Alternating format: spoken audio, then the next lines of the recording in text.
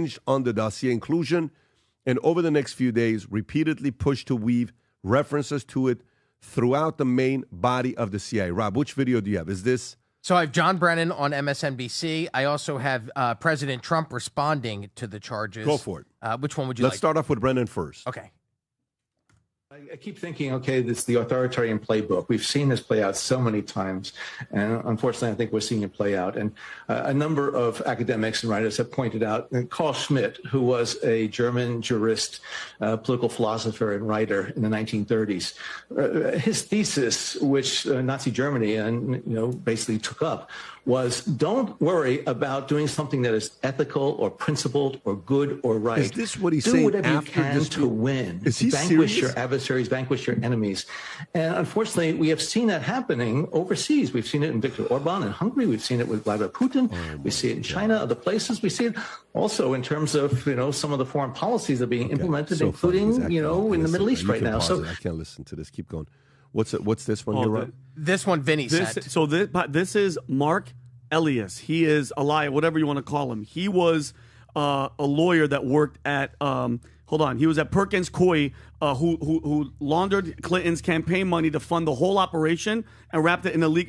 They were behind the whole Steele dossier. This guy to the left, and he's telling the media, "Don't report this. Don't watch this." Well, I fast forward. Yeah, you can go. You can play. You can play it. And others that we were going to get to this moment, and the question is, what do we do? And the question of what we do is multifaceted. The first question is, what do we do? Do we retreat and hide in the corner? So I'm on TV today, not hiding in the corner. I'm not retreating. I'm saying I'm going to stand up and I'm fight. And Donald Trump won't intimidate me by going back to this 2016 stuff. And that's one thing. But the other thing we've talked about is, what do large institutions do? What do civil society groups do? What does the media do? And I am imploring, honestly, I'm just imploring the media, do not report this as a legitimate investigation. Do not report this as they're opening a investigation into John Brennan. He knows what he's done. He knows what he's done. Report this as the misuse, the abuse, the authoritarian takeover of the Department of Justice. Unbelievable. That should be the headline. The headline should be, in a misuse and abuse of the power of the executive branch, Donald Trump has asked his Department of Justice to He's one of the main guys behind the Steele dossier. Into John Brennan. That's one of the main guys. So what did Trump say, Rob? Here's President Trump says yesterday. Here he is. Hey, President Trump. James Comey and John Brennan now under criminal investigation related to the Trump-Russia probe. Do you want to see these two guys behind bars? Well, I know nothing about it other than what I read today, but I will tell you, I think they're very dishonest people. I think they're crooked as hell, and maybe they have to pay a price for that. I believe they are truly bad people and dishonest people. So whatever happens, happens. Interesting. Vinny, thoughts on this? Okay, so, obviously they launched the investigation. Brennan, who, by the John yesterday, the CIA guy that you had on there, told us what type of person this guy really is. He worked with him. He worked with him since 1990s. And what was the main thing he said? He is a bad guy all around. Day one, From day one in that faces. So he lies to Congress, and then his own two top CIA guys told him not to touch the Steele dossier. Okay, they said that it was internet trash, and he still pushed it anyway. Comey knew it was fake, and he still weaponized the FBI to go after Trump. And then here's the thing. What's up with Hillary Clinton? She's not just part of it. She started this entire thing that ran this country to the ground for what, Tom? They're still talking about it. Exactly. For those 4 years, it was horrible. She's the head of the snake, okay? Her campaign paid for the Steele dossier, okay, and then lied about it. And guess what the fine was? When they finally say, okay, you're guilty and the DNC is guilty, guess how much she had to pay? $8,000. Guess what the DNC got fined? $105,000. That's that whole scandal, the whole Russia, collusion, Trump, all that nonsense. They basically got a really expensive parking ticket for global disinformation. And if we're going to talk about this, guys, we have to look at everybody. And I'm going to list the names that they should, if this is opening like this, they should go after Hillary, Jake Sullivan, Barack Obama, Joe Biden, Susan Rice, Andrew McCabe. These are all FBI guys. Peter Strzok, Joseph Pientka, Lisa Page, who was Peter Strzok's girlfriend while he was married. I think she was married as well. Sally Yates. We call that mistress in France. Yeah, mistress. Exactly. Lisa Monaco, Christopher Steele, Igor Danchenko, Bruce, and Nellie Orr, who were lawyers. Stefan Halper, Glenn Simpson, Peter Frisch, who was Fusion GPS, and Loretta Lynch and James Clapper. These people were all a part of this conspiracy. You left out Bolton. Oh, did I even say him? Michael Sussman and Mark Elias and Mark Bowen. These guys, and that's why I don't want people to forget. We move on and we forget. Like, think about it. COVID, all this stuff, all the vaccine injury, all the shit that they did to us, it's kind of like old news. The stuff with Jeffrey Epstein, they're trying to push us away. These, especially this one, this was one of the biggest scandals, Tom. This was worse than Watergate. If you think about it, the sitting president with everybody else around him, with Hillary Clinton, the number one rival, started a fake campaign to get FISA warrants to go after these people to make Trump look like he was a Russian asset. Unfreaking believable. Unbelievable. And, I don't care how big the fine was. There was a fine. And so... What does that mean? So guess what? A court or a tribunal of jurisdiction found that you did something wrong and you got a fine. I don't care how big the fine was. There was a fine connected to it, and it proved the dossier was manufactured and wrong and was used to prevent an opponent from winning an election. Yeah. Pat, is that technically treason? Like what you're doing? Like doing that with an actual... presidential freaking campaign. You went in there. By the way, they were spying on Trump. They were spying on him. Like, it started with Obama with this freaking guy right there. And it's like, if this turns out, Pat. Do you know what was interesting about the story yesterday with John Kirakou, who was the only CIA officer ever to be arrested for 23 months because he came out as a whistleblower talking about the waterboarding that he was a part of. You know what's an interesting thing he said? The fact that all the CIA guys, the major players, he became the number 3 guy, John Brennan, and the top 2 guys went and aligned themselves with Hillary, saying Hillary's the one that's going to become the president. He was the only guy that didn't align himself with Hillary. He went with Obama. And he aligns himself with Obama, and Obama becomes president. When he becomes president, he was going to be the director of CIA at first. They're like, no, this guy's too crazy. We can't do that. There's too many people that don't like him. He gave him a different job, and then eventually came up. So behind all of this, the one person that's quietly hoping this doesn't get any traction is one guy, and that's Barack Obama. Yep. Forget about Brennan. Brennan's going to be like, yeah, whatever, go, But Obama, if this comes out, more things they find out, and Obama's name is attached to this, not just Hillary, that Obama was also helping orchestrate. We already know it, but I'm talking about even at a higher level where things are being revealed. It's not going to be a good look for those guys. Adam, your thoughts on this? So let me just pan out a little bit here. By the way, I saw the interview you did with Kirakou. He said Brennan was the guy that was sort of encouraging the waterboarding. He's like, yes, let's get him, let's kill him. Brennan was the one that he had a meeting every week. Every Tuesday to talk about the kill list. There was a kill list. Yeah. You type in Brennan kill list, Rob. There was a kill list on every Tuesday where he would approve who are we killing this week. All right. This is the New Yorker that wrote this article that Obama knew about this. John Brennan's kill list. Every Tuesday there was a meeting on who we're killing this week. But go ahead. Yes, this is John Brennan. So that's Brennan. But yes. What I want to do is actually focus on Trump for a second. What I got to give Trump a lot of credit for is Trump 2.0 is completely different than Trump 1.0. Even the response he did when he talked about I know nothing Brennan, about this. He's just like, look, it's so much more measured and disciplined and mature that people like me that were not fans of Trump 8 years ago, 10 years ago. Except when you ask him about Epstein. But for the most part, yes, keep going. Why do we talk about that creepy guy? We'll show that in a minute as well. But Trump is a lot more measured. This is his... people think this is his second time around. Technically, it's his third time around. Why? He had 4 years to watch what Biden was doing. Yep. And if you ever see that that clip where Kamala is speaking and he's tweeting in real time, and he's like, say this, do this. Yes. We saw a little tiny glimpse of what he did. He probably did that for 4 years, watching what's going on. I would do this differently. Here's what I would do here. I kind of messed this one up. He watched game film. And Trump is not a rookie anymore. Trump 2.0 is a lot more measured, and he trusts his cabinet a lot more. He has sort of loyalists in the cabinet at this point, but he's not making what I would call self-inflicted mistakes like he did the first time. You might say that, Epstein was a self-inflicted mistake. We'll have that conversation. But Trump, in my opinion, is a lot more mature and grown up and handling the presidency way better than the first time. I fully agree. I fully agree on the way it's being handled. However, going back to this, Vinny, go ahead. But do you guys think the timing, and again, just off of coincidences. Everything that's happening with Epstein, the day before, Trump was like, stop talking about Epstein. Let it go, which I'm not going to ever let it go. Isn't it weird that all this stuff starts happening? Like, they announced this Brennan thing to make everybody go, hey, look over here. Because if you think about it. I'm not buying that bullshit. Adam, but hold on. Okay, if go this ahead. turns into, then let's. That's like saying, I already see where you're going. Let me just cut you off for 1 second. That's like saying that anytime there's a news cycle, when a news story shows up, you could always say, well, they're using it to escape the rumors from this one. Every single time you're going to do that. Well, I don't. But meaning, like, anytime there's a story, I guarantee you, the next day there'll be another story. But something the world. But something of this magnitude, which is trying to. I don't even think this Brennan thing is that big of a story. Which is if sad you're saying that because this you know is what the it is? cover up. No, Adam, because you know why it is.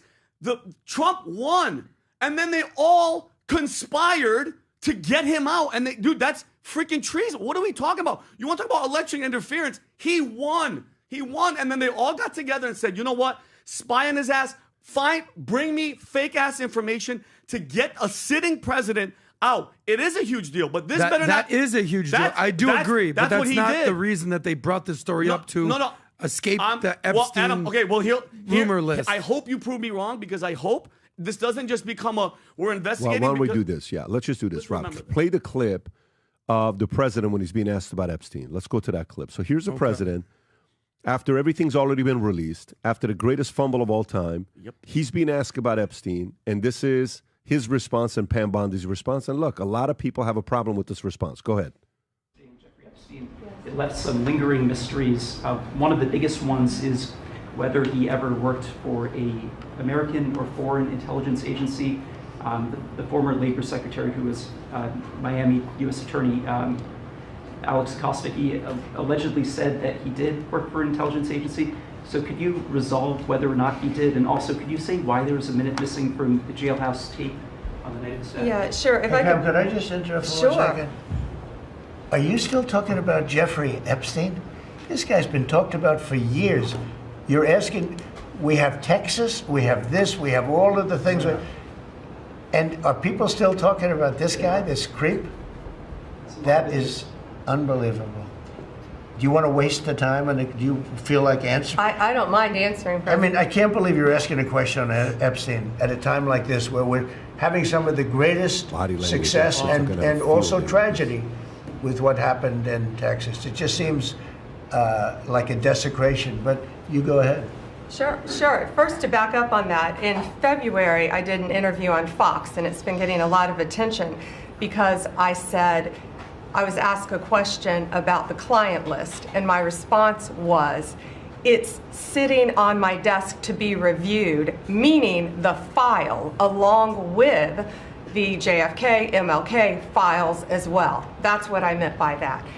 Also, to the tens of thousands of video, they turned out to be child porn downloaded by that disgusting Jeffrey Epstein. Child porn is what they were. Never going to be released, never going to see the light of day. To him being an agent, I have no knowledge about that. We can get back to you on that. And the minute missing from the video, we released the video showing definitively, the video was not conclusive, but the evidence prior to it was showing he committed suicide. And what was on that, there was a minute that was off the counter.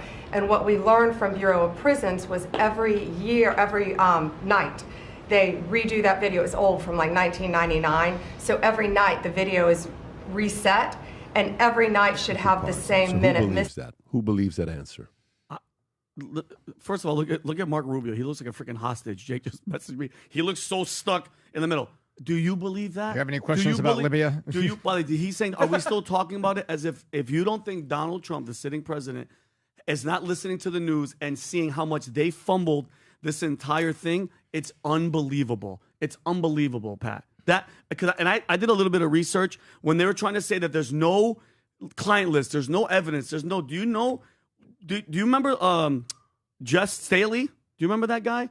Rob, you remember this guy, right? Mm-hmm. He was, so Pat, if you don't mind, while Epstein was already a convicted pedophile, okay, and he was on work release in Palm Beach, a federal lawsuit with U.S. Virginia Islands against J.P. Morgan. You remember the lawsuit They got, by the way, they settled J.P. Morgan $75 million in 2003, and then $290 million they settled with the Epstein victims that same year for $290 million. So the lawsuit claims that a private banker, Jess Staley, kept in contact and visited Epstein's Palm Beach mansion and the Virgin Islands multiple times, even when Epstein was in jail. All right. And the lawsuit states that between 2008 and 2012, Staley exchanged 1,200 emails with Epstein from his JP Morgan account like an idiot. And the lawsuit, they said that these communications showed a close personal relationship and a profound friendship between the two guys. And Epstein, this is where the client list comes in. He sent them photos of young women. And in 2010, Staley replied with creepy Disney codes. Rob, can you go to that?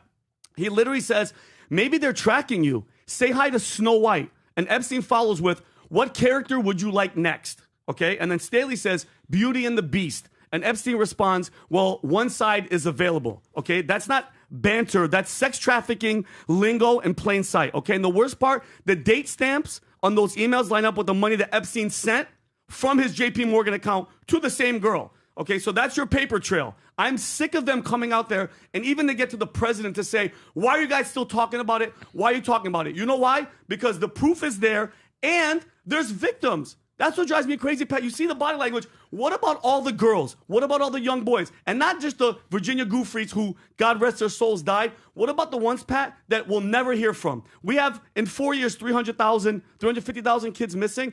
I totally believe that the majority of these people that they hooked up with, they kill them. What are they going to do? Rape and molest all these kids and just let them walk? No, they have to get rid of them. They have to. That proves the Jess Staley thing that there was a freaking client list. So don't tell me you can't build a case. Don't lie to us.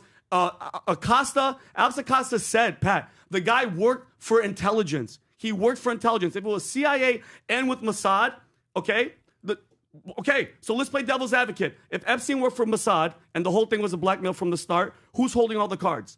If Mossad set up a ring to record underage kids getting sex trafficked, to have sex with powerful people, who's holding the cards, Tom?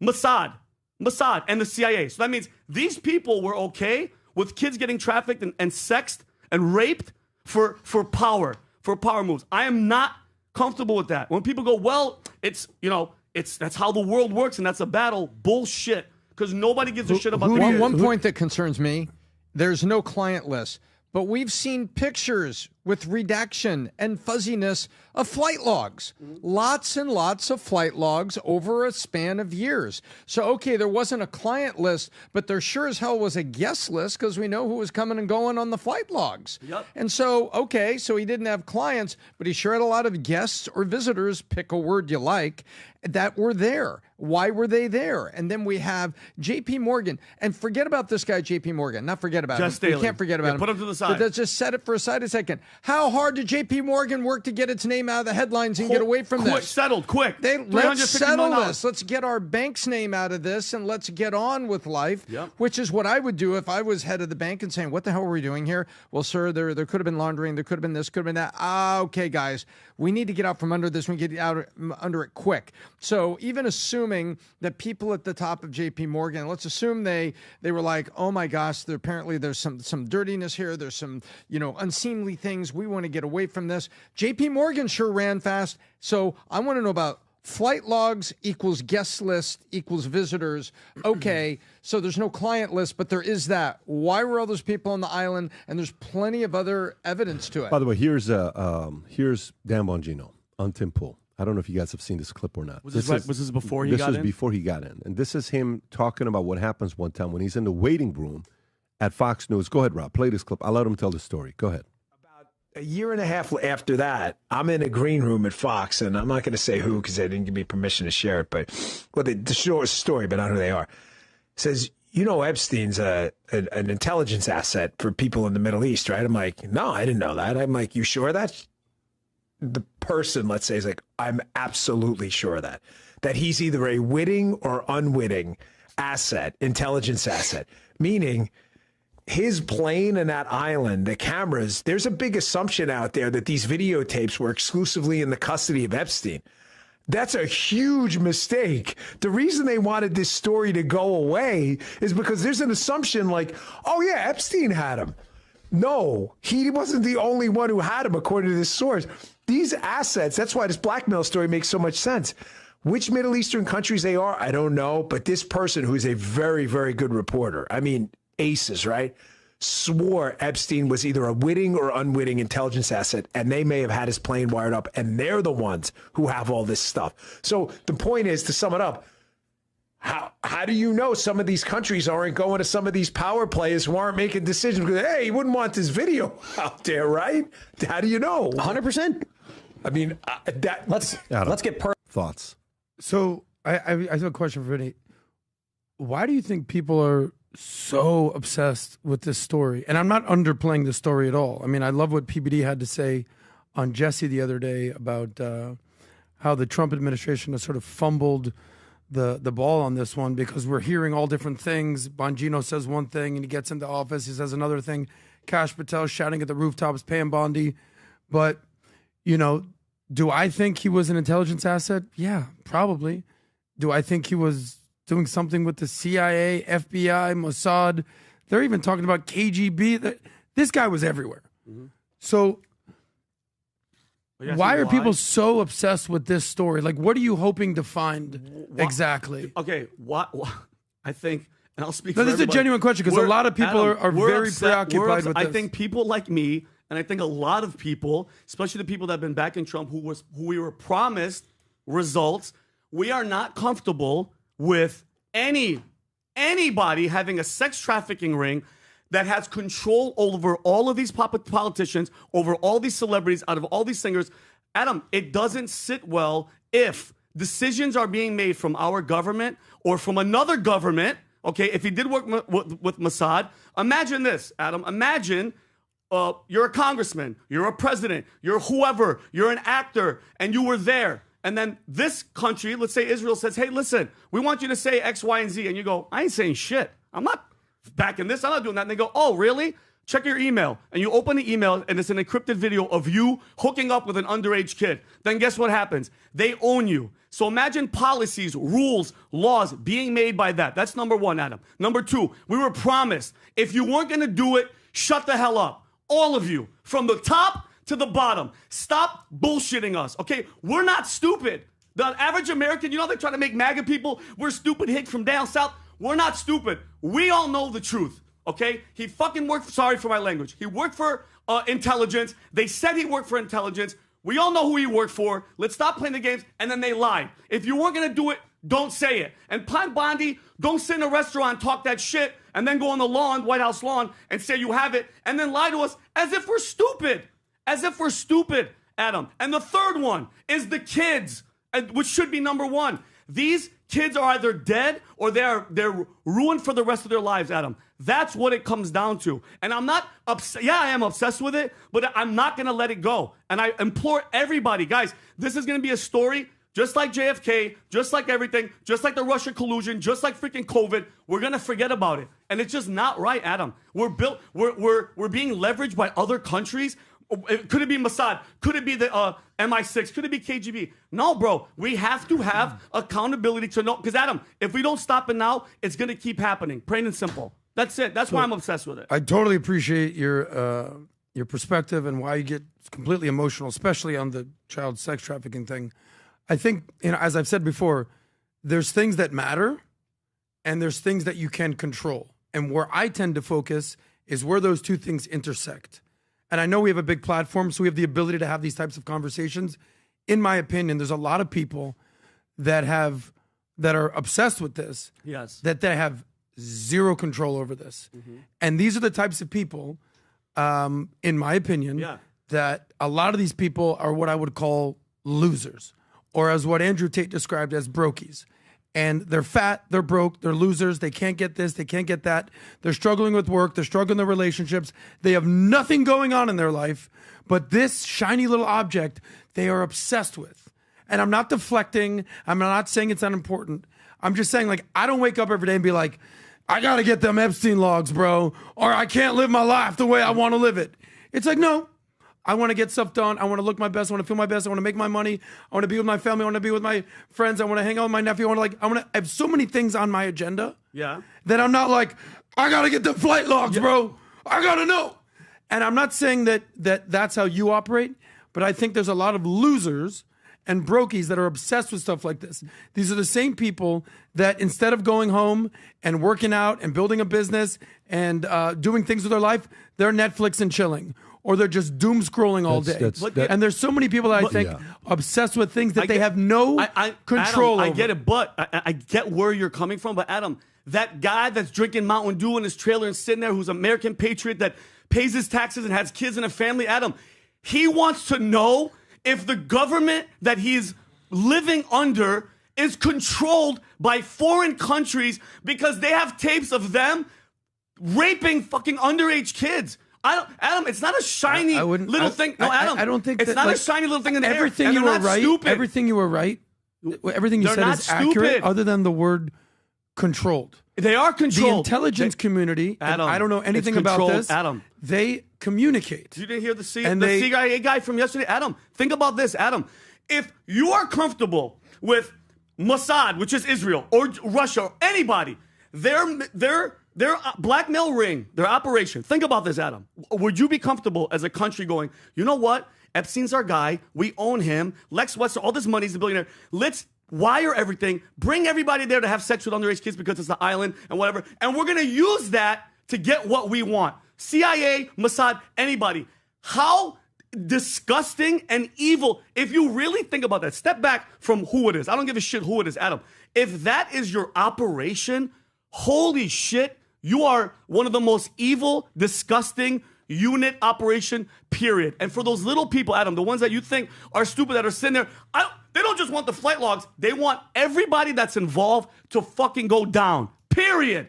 Accountability. It's simple. One word, Adam. Just like the Brennan and Comey thing. Nothing's going to happen to them. Nothing. Because Republicans go, we're investigating. Nothing is going to happen. Vinny. That's the sad thing. Same thing with Fauci. Vinny, are you okay, bro? No, I am. It's bullshit, Okay. Adam. It's bullshit. I'm with you. And It's I want to bullshit. understand the frustration and the anger. It is. I'm How just- many more times do we have to say it, Adam? Is anybody getting in trouble? Do you believe Epstein was running a blackmail ring? Do you think that there's no client list? Let me ask this question. Between Brennan and Comey, between Fauci, what they did with COVID and, all the ties to Wuhan lab, between Epstein, between Kennedy, John F. Kennedy assassination, MLK assassination, 9/11, what happened to 9/11? Which of those is most important to you? Wow, great freaking question. I think it's this one. Okay. I think it's this, Pat. I think it's Epstein. Yeah. Great question. I think assassinating a president, killing a sitting What's shooting, your number one? Number one is Epstein? Me personally, it's Epstein, JFK, and COVID's. I mean, that's a fantastic question, Pat, because they're all right there. Which was most important to you, Tom? It's COVID and Fauci because it was full population control. Everything else is just lies. Got it. So that's number one for you. How about yours? I mean, if you put if you put Yeah. that list together between 9/11, COVID, Epstein, MLK, JFK, Well, I mean, he all gave these 3. things, to me, it's not even close, bro. It's one's COVID, and it's not even close. How many trillions of dollars was printed? How many lives were lost? How many people had to be locked down? Yeah. To me, this is sort of the whole signal versus noise. Preach it. I understand why people are obsessed with Epstein. I get it. But to me, it's just a whole lot of noise and there's not a lot of signal. It's like, all right, can we stay focused on the fact that the Wuhan lab that was in Wuhan when there was a lab leak and basically I took get over what the you're world? saying. Let me tell you like what- that is way more important I posted something than on Epstein. I posted something on Twitter yesterday, and here's what it was: a quote. If you can go to it, Rob. To offend a strong man, tell him a lie. To offend a weak man, tell him the truth. Marcus Aurelius. Let me read it again. Is that Elon Musk on the bottom? Elon right there with a bullseye. I'll give you okay. a bullseye. Go a little bit higher. Thanks go, for the shout out, Go Elon, back the to PBD. So to offend a strong man, tell him a lie. To offend a weak man, tell him the truth. Marcus Aurelius. To me, this is at the top. I don't even care what the issue is. Don't go out there telling me you're going to be doing this and you don't. Yep. And I'm telling you, a part of this, we've, as an operator, as somebody that has ran a business for quite some time, oh my God, we've had some fumbles. We've had some fumbles that are super embarrassing. Let me tell you, super embarrassing as the operator at the top that it was your fault, okay? That we had to have our act together. And we've screwed up many times. I'll take the blame for it as a CEO. But you know, typically when it was, when a part of it is you can say it's your fault, it's not your fault. Some can, even in your camp, say, well, Pat, we couldn't have done it anything better than that. All this other stuff. I'm always trying to find a way to see if we could have done it better. The only reason why I think this fumble is this big of a fumble, and I'm truly trying to understand why, is because they're trying to do in 6 months where Biden couldn't do in 2 terms. The amount of things that they're trying to accomplish in 6 months, no president in the history has been able to try, has even tackled, is the word. Yep. So what happens when you do that? When you try to tackle so many things at the same time, you're going to have a couple massive fumbles. And I think that's what happened here. Because it's like, all right, who's the African president? Yeah, so what's going on? So what are you going to do? And Zelensky, what are you going to do? And so tariffs, China, what are you going to do? And tariffs, okay, we're going to go get, what's it called? We're going to go get Panama Canal. We're going to go do this. No, we're going to go negotiate a peace deal with Russia, Ukraine. No, we're going to go do ICE and deport. No, we're going to go do this with the taxes, the big, beautiful bill, the Elon Musk, the Doge, If I make a list of the amount of things they've tackled for the first 6 months, no one in the right mind is going to say that's the right strategy. So when you go trying to do all of that at the same time, you end up not communicating the messaging to be on the same page. And you know what you don't pay attention to? A bunch of guys send me a message. You know, when I go on, I always know if I'm on Hannity, Ingram, or whatever show I'm on, Jesse, who texts me afterwards, right? The weirdest people text me saying, hey, we're also on the same page with this, a great messaging on what you said about, the what do you call it, the Epstein thing. You could tell these guys didn't communicate with each other. You could tell. Sometimes you don't think it's that important to the person. Like I remember one time we're changing our health insurance policy. This is 12 years ago. Tom, you may remember. Yeah, you'll remember this. We're in Texas. We just moved in Addison. Oh, no, we could have been in Glendale. I mean, guys, Moral can remind me of this. And one of the policies had to do with pregnancy. Okay, so we're going to go from one insurance company to another insurance company. And in every way, it looks better, except if you're trying to have kids. Mm-hmm. And if you're trying to have kids, it was what? It was a hefty expense. Of course. But if you're not trying to have kids, it's an awesome move to make to the other health insurance. So I'm like, all right, good. Here's what we're going to be doing. And then all of a sudden, one person comes, another person comes. I'm like, no, guys, this is important. Time out. Step back. We can't move the health insurance away. What is really in this thing? Why are so many people coming up to me? This is a matter we have to look at. They can't afford to pay $5,000 out of their pocket to do a pregnancy or delivery. No, let's not move the insurance. Let's go look at this here. This is one of those things that they thought it wasn't that big of a deal. Let's say, yeah, we're going to, yeah. Oh, but let's get in there. We're not going to do shit. And it's, oh, shit. It backfired. With who? With a lot of the younger audience that is involved on X. And it was the number one trending thing on X for a couple days. 2 million people talking about it nonstop. So to me, the biggest thing with this is you overpromised, you underdelivered, and it hurts you. But as a person who's a businessman and who also tries to be a father, who also tries to be a husband, who also tries to be a son, who also tries to be a good man, and you put a lot of weight on your shoulder at the same time, you're going to screw some of it up. And I think this is, like I think about it for myself, what I have going on, times 1,000. And every decision you make is scrutinized. That's what they're going through right now. And the only people know what it is to be there, it's them. So you can act all tough and everybody says, time out. Nobody walks on water. You've effed up. You've screwed up. They got so much shit and pressure right now. I just think they have to be a little bit more like, you need to step back and have a handful of project managers and say, guys, we can't do this again. Moving forward, what can we do to have messaging in the right place and prioritize issues? Because we're breaking some shit right now. We can't be doing this. They need some good project managers who can get people to communicate with each other. This is a big fumble. So, anyways, do you agree with Trump on his response? Not, no, I don't. No, but hear me out. Not the way that this team handled it. I don't.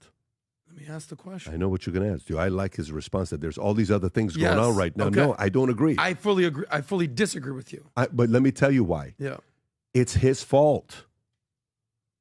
It's his fault, bro. And this is a supporter. This is a guy that I'm sitting here for a year and a half talking to you guys. You guys were all Team DeSantis, and I'm Team Trump, and I'm the one that's going 1 against 3 every freaking week. This is a guy that supports this guy. It's an F-up, period. Then don't have all your people on your administration talk about it that you're going to release it. You're the leader. No, I don't support it.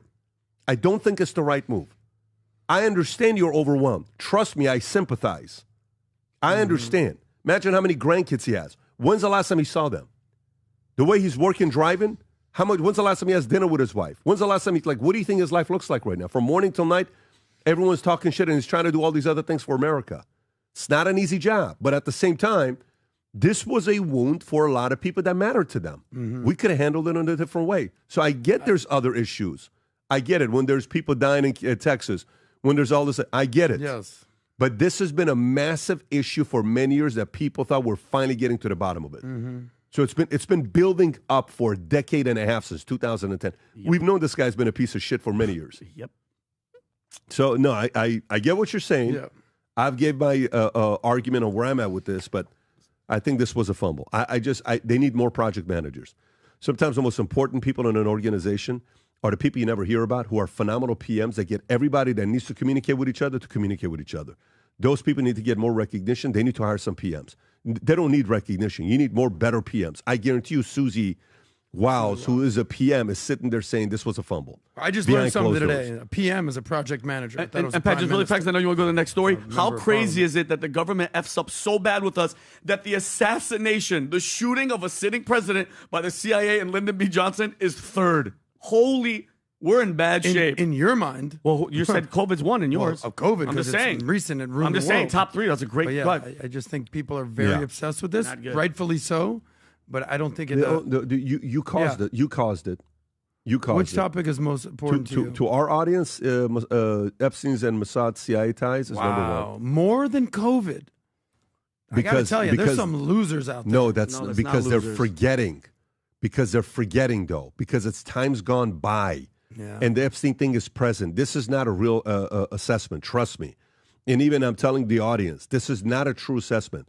This is going to be changing in 2 years, where it's no longer an issue that we come back, you're going to choose Fauci or other things over it. Trust me, that Fauci COVID thing stopped the world. The Epstein didn't stop the world. Yeah, exactly. The Fauci COVID thing stopped your kids growing.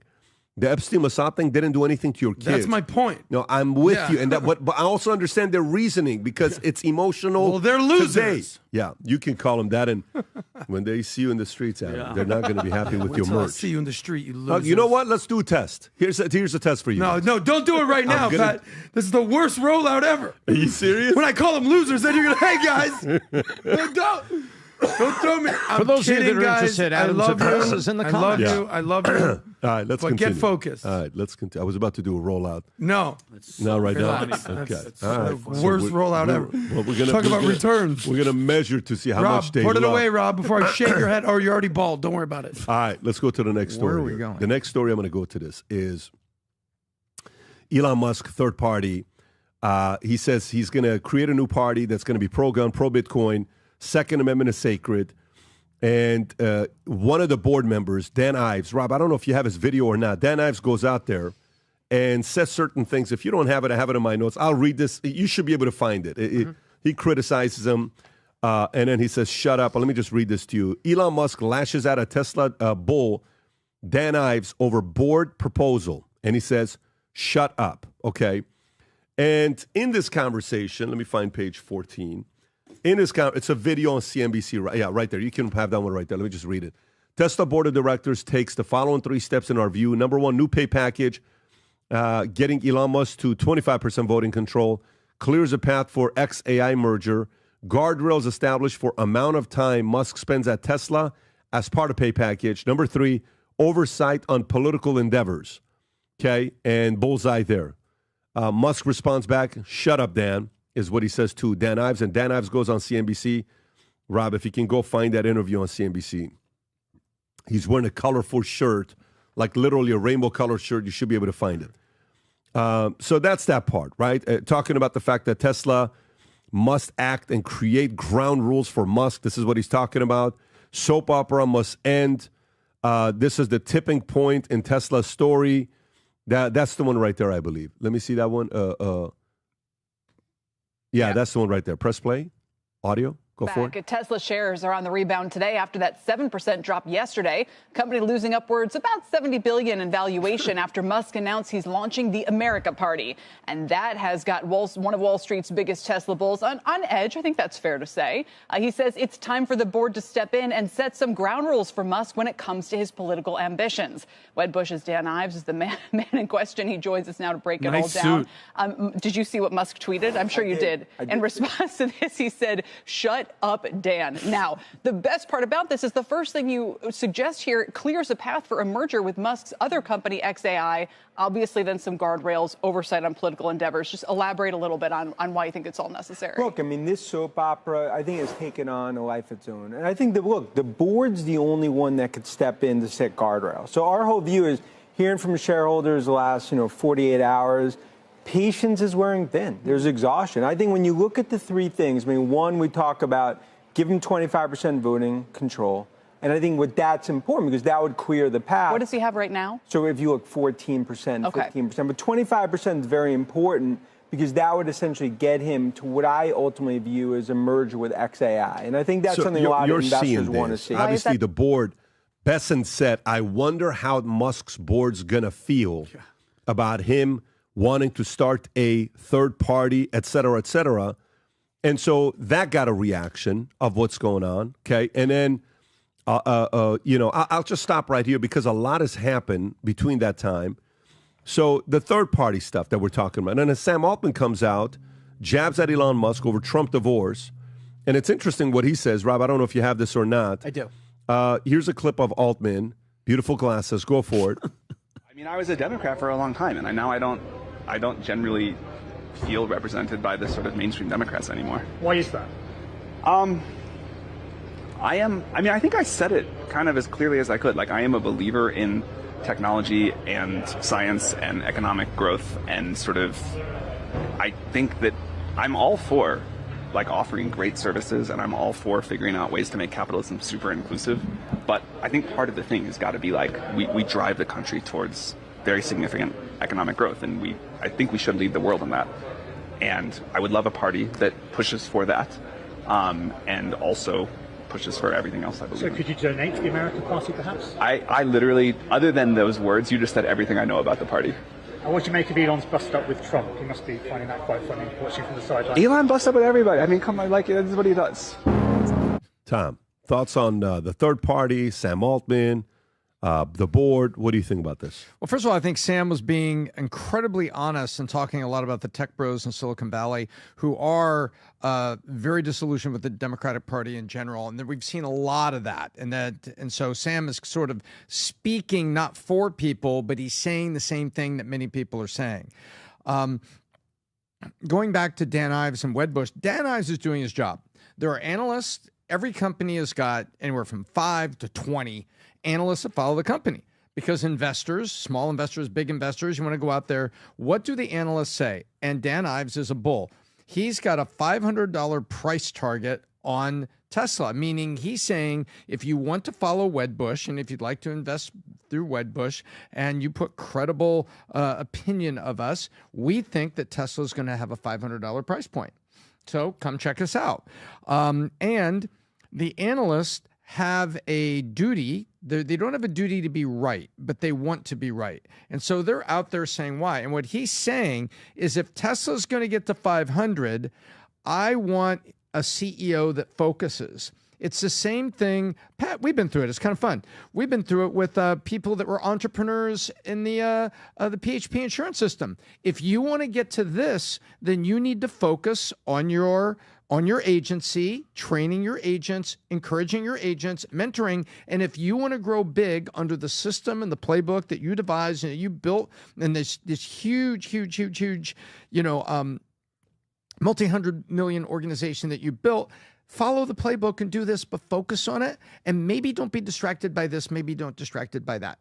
Maybe focus on your business. Guess what? That's all Dan Ives is saying.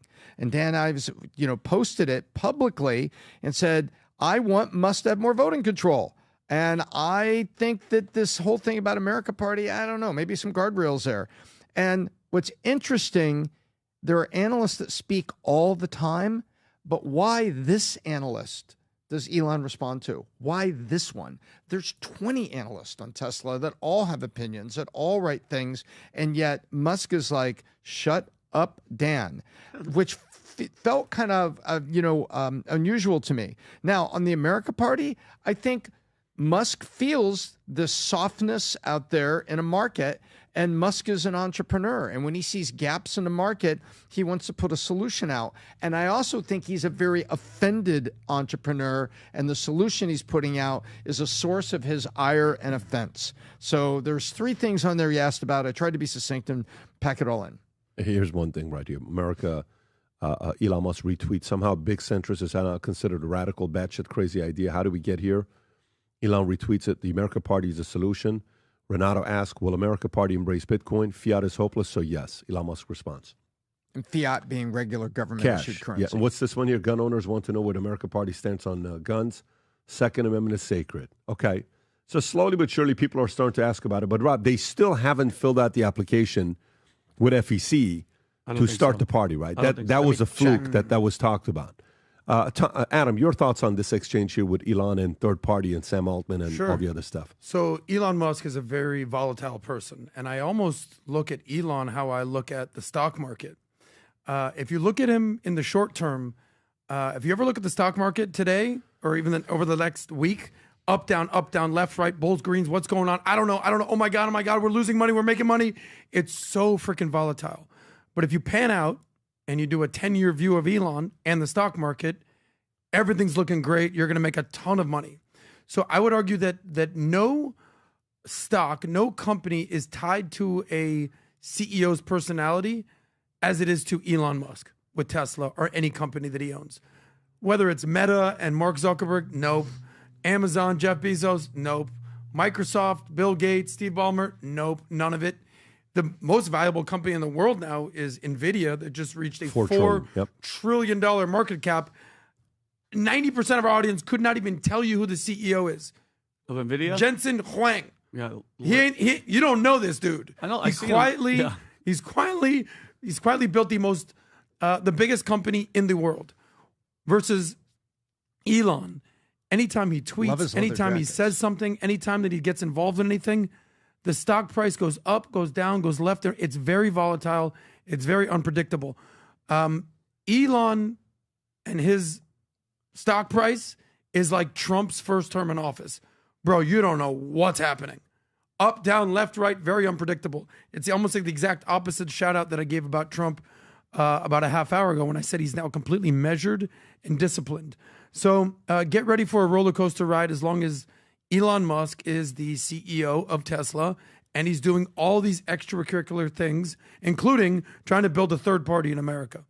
Brace for impact. Yeah. I think we all have to remember there are 2 sides to Tesla. There's all those service stations where he's providing electrical energy to everybody else's EVs, and there's his. And then in the BBB, they lost the EV mandate, and that affects the entire EV market. So there is very big economic response. Andy's offended and all the things Pat's talked about that are fueling this. Yeah, I mean, now at the same time, then there's some issues that happen at X with Grok.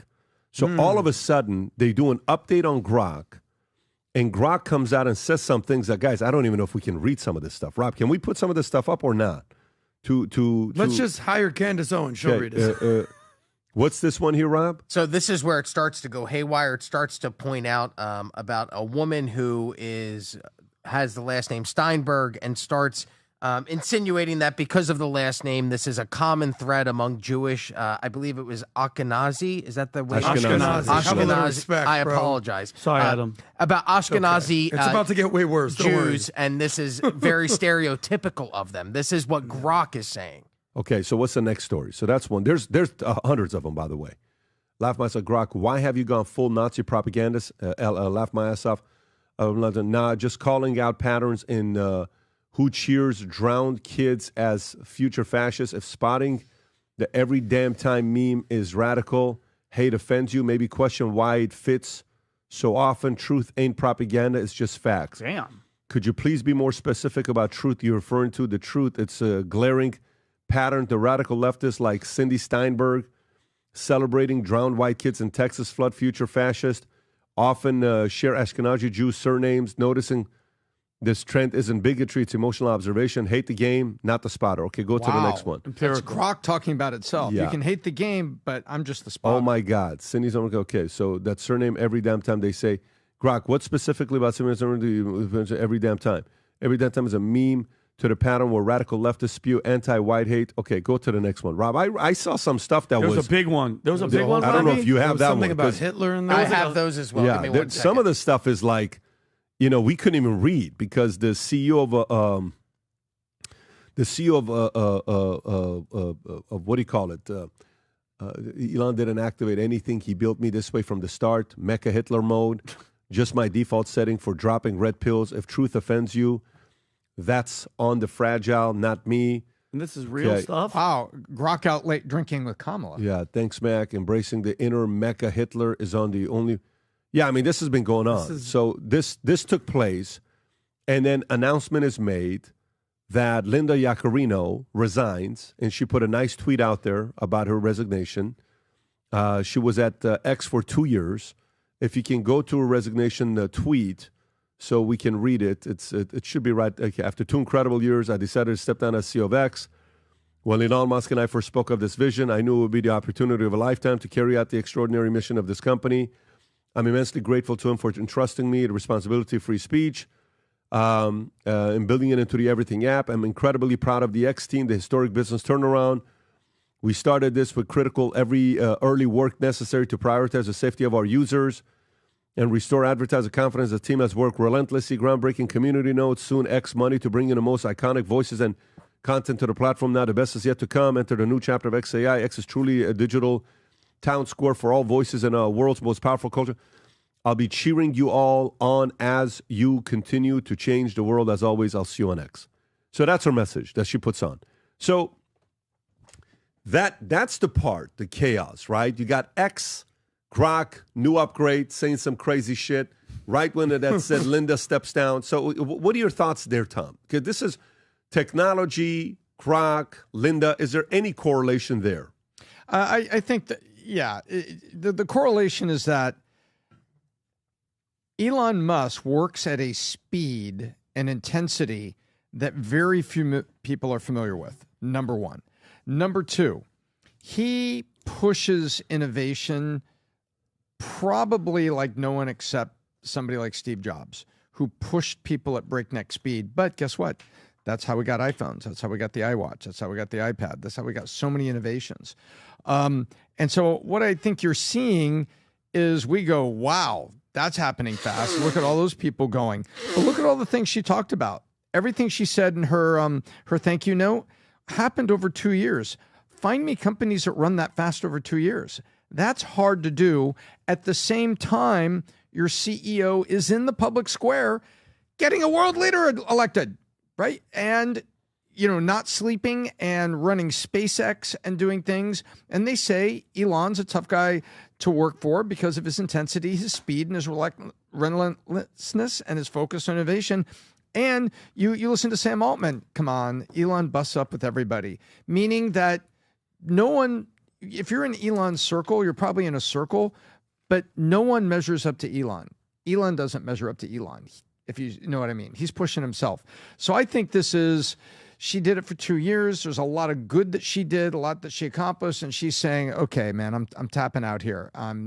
But you go take a look at it. X money is coming, which is going to be Do you think she left, or do you think he asked him to leave? Do you think it's because of the Grok stuff? Do you think the timing of it's weird, or do you think it's just kind of like I'm out? I think it was an agreement that he initiated the conversation. It was agreement because something happened the other day. First of all, is he sales first, product first? What is he? He's product first. Yeah. And guess what? He just named a new head of product. He named a new head of product for X, and he named it in the last 5 days or something like that. That brings it closer to the XAI Names, new head of product. Yep. So I think Musk probably said, hey, I'm, Nikita Beer. Yep. It's like, 19 hours ago. So you think that announcement's made, and it's kind of like, this is the time for me to step away? And my speculation, this is by looking at it, went like this. Hey, you did a lot of good for the company. You did a lot like this. I want Nikita to come in here. We're bringing AI and stuff closer together. I want an AI product-led. He's going to be my head of product. And watch watch what the next step is. And he said, so, Linda, maybe it's time here. And I think that's it. And I think she gave a very noble response. I had to restore advertiser confidence, and I came from the advertiser world. And I had to do this and this. And the fact that she lasted she just went through 5 years of a normal job. Yeah. You want to talk about the stress and everything that goes with it. So I think my speculation is Musk initiated it, and you can see the cards he's playing where he's going to go get Nikita and do things on product. And I don't think it helped that this thing happened with Grok because, I think, I don't know what Elon Musk's reaction to it is, but he's not going to he'll want the buzz over the controversy of innovation, but I don't think he wanted this buzz. But how does that this is very, very fast, because I'm just curious, Tom, because I'm not an AI. I don't try to act like I know about AI, but isn't Grok is learning from just real-time conversations of everybody on X. Okay, it learns in real time, and then all the tone, the sarcasm, the crap talking, it's not like Elon or them flip a switch. That's Grok grabbing everything, every conversation, everything, and it's its own thing, isn't it? Yeah. To make it in simple terms, you'll see the phrase LLM, large language model. Think of that as ginormous buckets of information. Yes. And then the AI makes inferential connections and direct connections and logical connections and all sorts of other connections and analytics to kick you out an answer you're looking for. Now, the form of that answer they can control. So the sarcasm, the kind of jumpiness that you see in the answers, that's coded. Mm-hmm. How the answers are presented is coded. What goes into the answers comes from the large language model that you build, and then what you keep pouring into it. But you just touched on something that people say, well, if I do false stories on X, am I pouring that into the large language model so that I can control the output? That was the dig on Wikipedia, is that there are invisible hands putting false stuff into Wikipedia and to gaslight you about what goes on. Like you go into Wikipedia on some of the pharmaceutical topics, try to change something, even if you're credible, there will be instantaneous strike that comes back on it. So people say, no, AI does not take because if all AI did was take all of the BS from the public square and pour it into there, that's Google search. Google search is searching for things, and it'll pull up a bunch of BS. It'll pull up links that are not there because they're just out there looking for references. And now I know there's people at Google about to send it saying, no, that's not true. We have filters. AI is different from Google search. So there you go. That's what people don't want. People don't want to manipulate AI by filling buckets with bullshit. Adam. So I think politics might have broken Elon Musk. What do I mean? So when you play sports and when someone's about to score, you say, "Listen, bend, don't break. Bend, don't break. Give up a field goal. Don't let him score a touchdown." At some point, Elon has so much going on that something's going to break. PBD, you did an amazing webinar about a month ago about work-life balance and balancing a family, and you had a whole formula to it. And sometimes I look at PBD, I go, how does this guy do this? He's got all these companies going on, whether it's PHP, whether it's Valuetainment, it's BDC, it's Connect, you're doing all this, you got the kids, you got the this, you got the vacation. I'm like, holy crap, this guy's got so much going on. As much as you have going on, as much money as you've made, Elon's got so much more. Plus, he's got 12 kids, 4 baby mamas, 13. However much going on. He's got Baker Does going on here. And on top of all the companies he's done, Tesla, SpaceX, Neuralink, Starlink, this thing, boring thing, 12 kids, child support, lawsuits, Now you're telling me he gets involved in politics, gets involved in Doge, and then he tries to start this third party? At some point, we have to recognize one thing. He's just a man. He puts his pants on one leg at a time. The only difference is when he puts his pants on, he's the richest man in the world. Now, at some point, something's going to happen. Let's not discredit one thing. Trump's famous phrase is, "You're fired." Elon Musk was basically fired from the government. Has Elon Musk been fired from anything else that we're aware of? So I think there's a lot of resentment. I think there's a lot of retaliatory strikes that's going on here. So this little incident here with Grok and being anti-Semitic and what else is new these days, if he's not focused on government and third-party stuff, don't you think something like this maybe doesn't happen? Don't you think maybe Linda Yaccarino, the CEO of X and Twitter, stays? A lot of some of this stuff has been a distraction.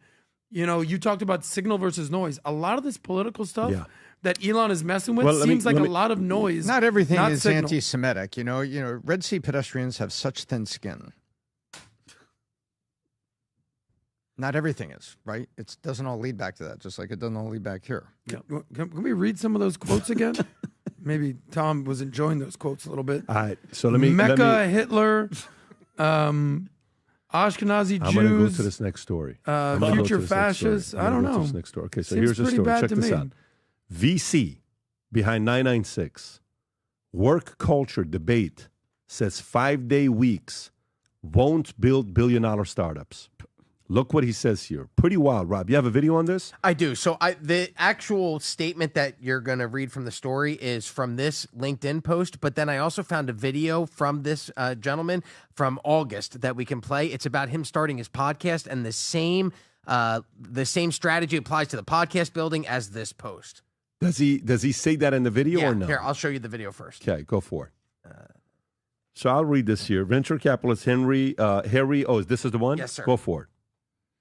What do you think were the traits that allowed you to be so successful? Honestly, just unwavering persistence. I've worked for 10 years for 7 days a week. Every single weekend I'm in the studio. Every single one. And everyone just gives up. With content, everyone expects an ROI sooner than it comes. But in the venture business and like business content, you're not going to know for 18 months if you are really working at all. We did 300 shows before we got 1,000 plays. For 2 years, I didn't make $1. Never planned to make $1. But everyone quits before. This is a game of who can survive the longest. So 7 days a week is a required velocity to win right now. When you go to the Valley now and when you go to China now, they are working 7 days a week in the fastest growing company. It's that simple. So if you want to be a $10 billion company in Europe, competing against them, you can't do it on a 9 to 5, Monday through Friday. Sarah Werner, co-founder of Husmus, counter what Europe really needs isn't more hustle porn. It's more aggressive funding, highlighting Europe's $375 billion shortfall in growth funding since 2015. Tom, what do you think about what he's saying here with the 7 days a week to build a unicorn? He's right. He's absolutely right. People that, and by the way, there are people that have, typical jobs, corporate jobs that you hear what I'm saying or hear what he's saying. You're sounding like Vivek, Tom. Watch your language. No. Don't piss That's off. That's not what I'm saying. There are people who have not worked at a startup, and I'm going to name some conditions here, who don't understand because they work at Johnson & Johnson, they work at General Motors, and they work 9 to 5, and they get paid, and that's what they're there to do. Yeah. It's not their company. They are paid to perform a service, and they can rent the title and the logo for the price of their salary. That's how it works, and they get experience doing that. If you're going to go build the company and you feel passionate about something and it's early stage, you're trying to do something no one else is doing.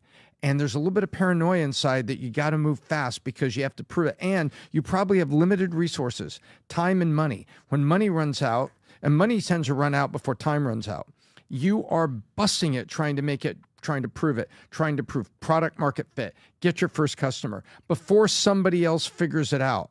And if you have venture funded money, they all talk about things they've invested in, so other people are going to find it out. And there's usually 2 or 3 things. There's no mistake that Lyft and Uber were founded in roughly the same era and end up competing with each other. That's no mistake.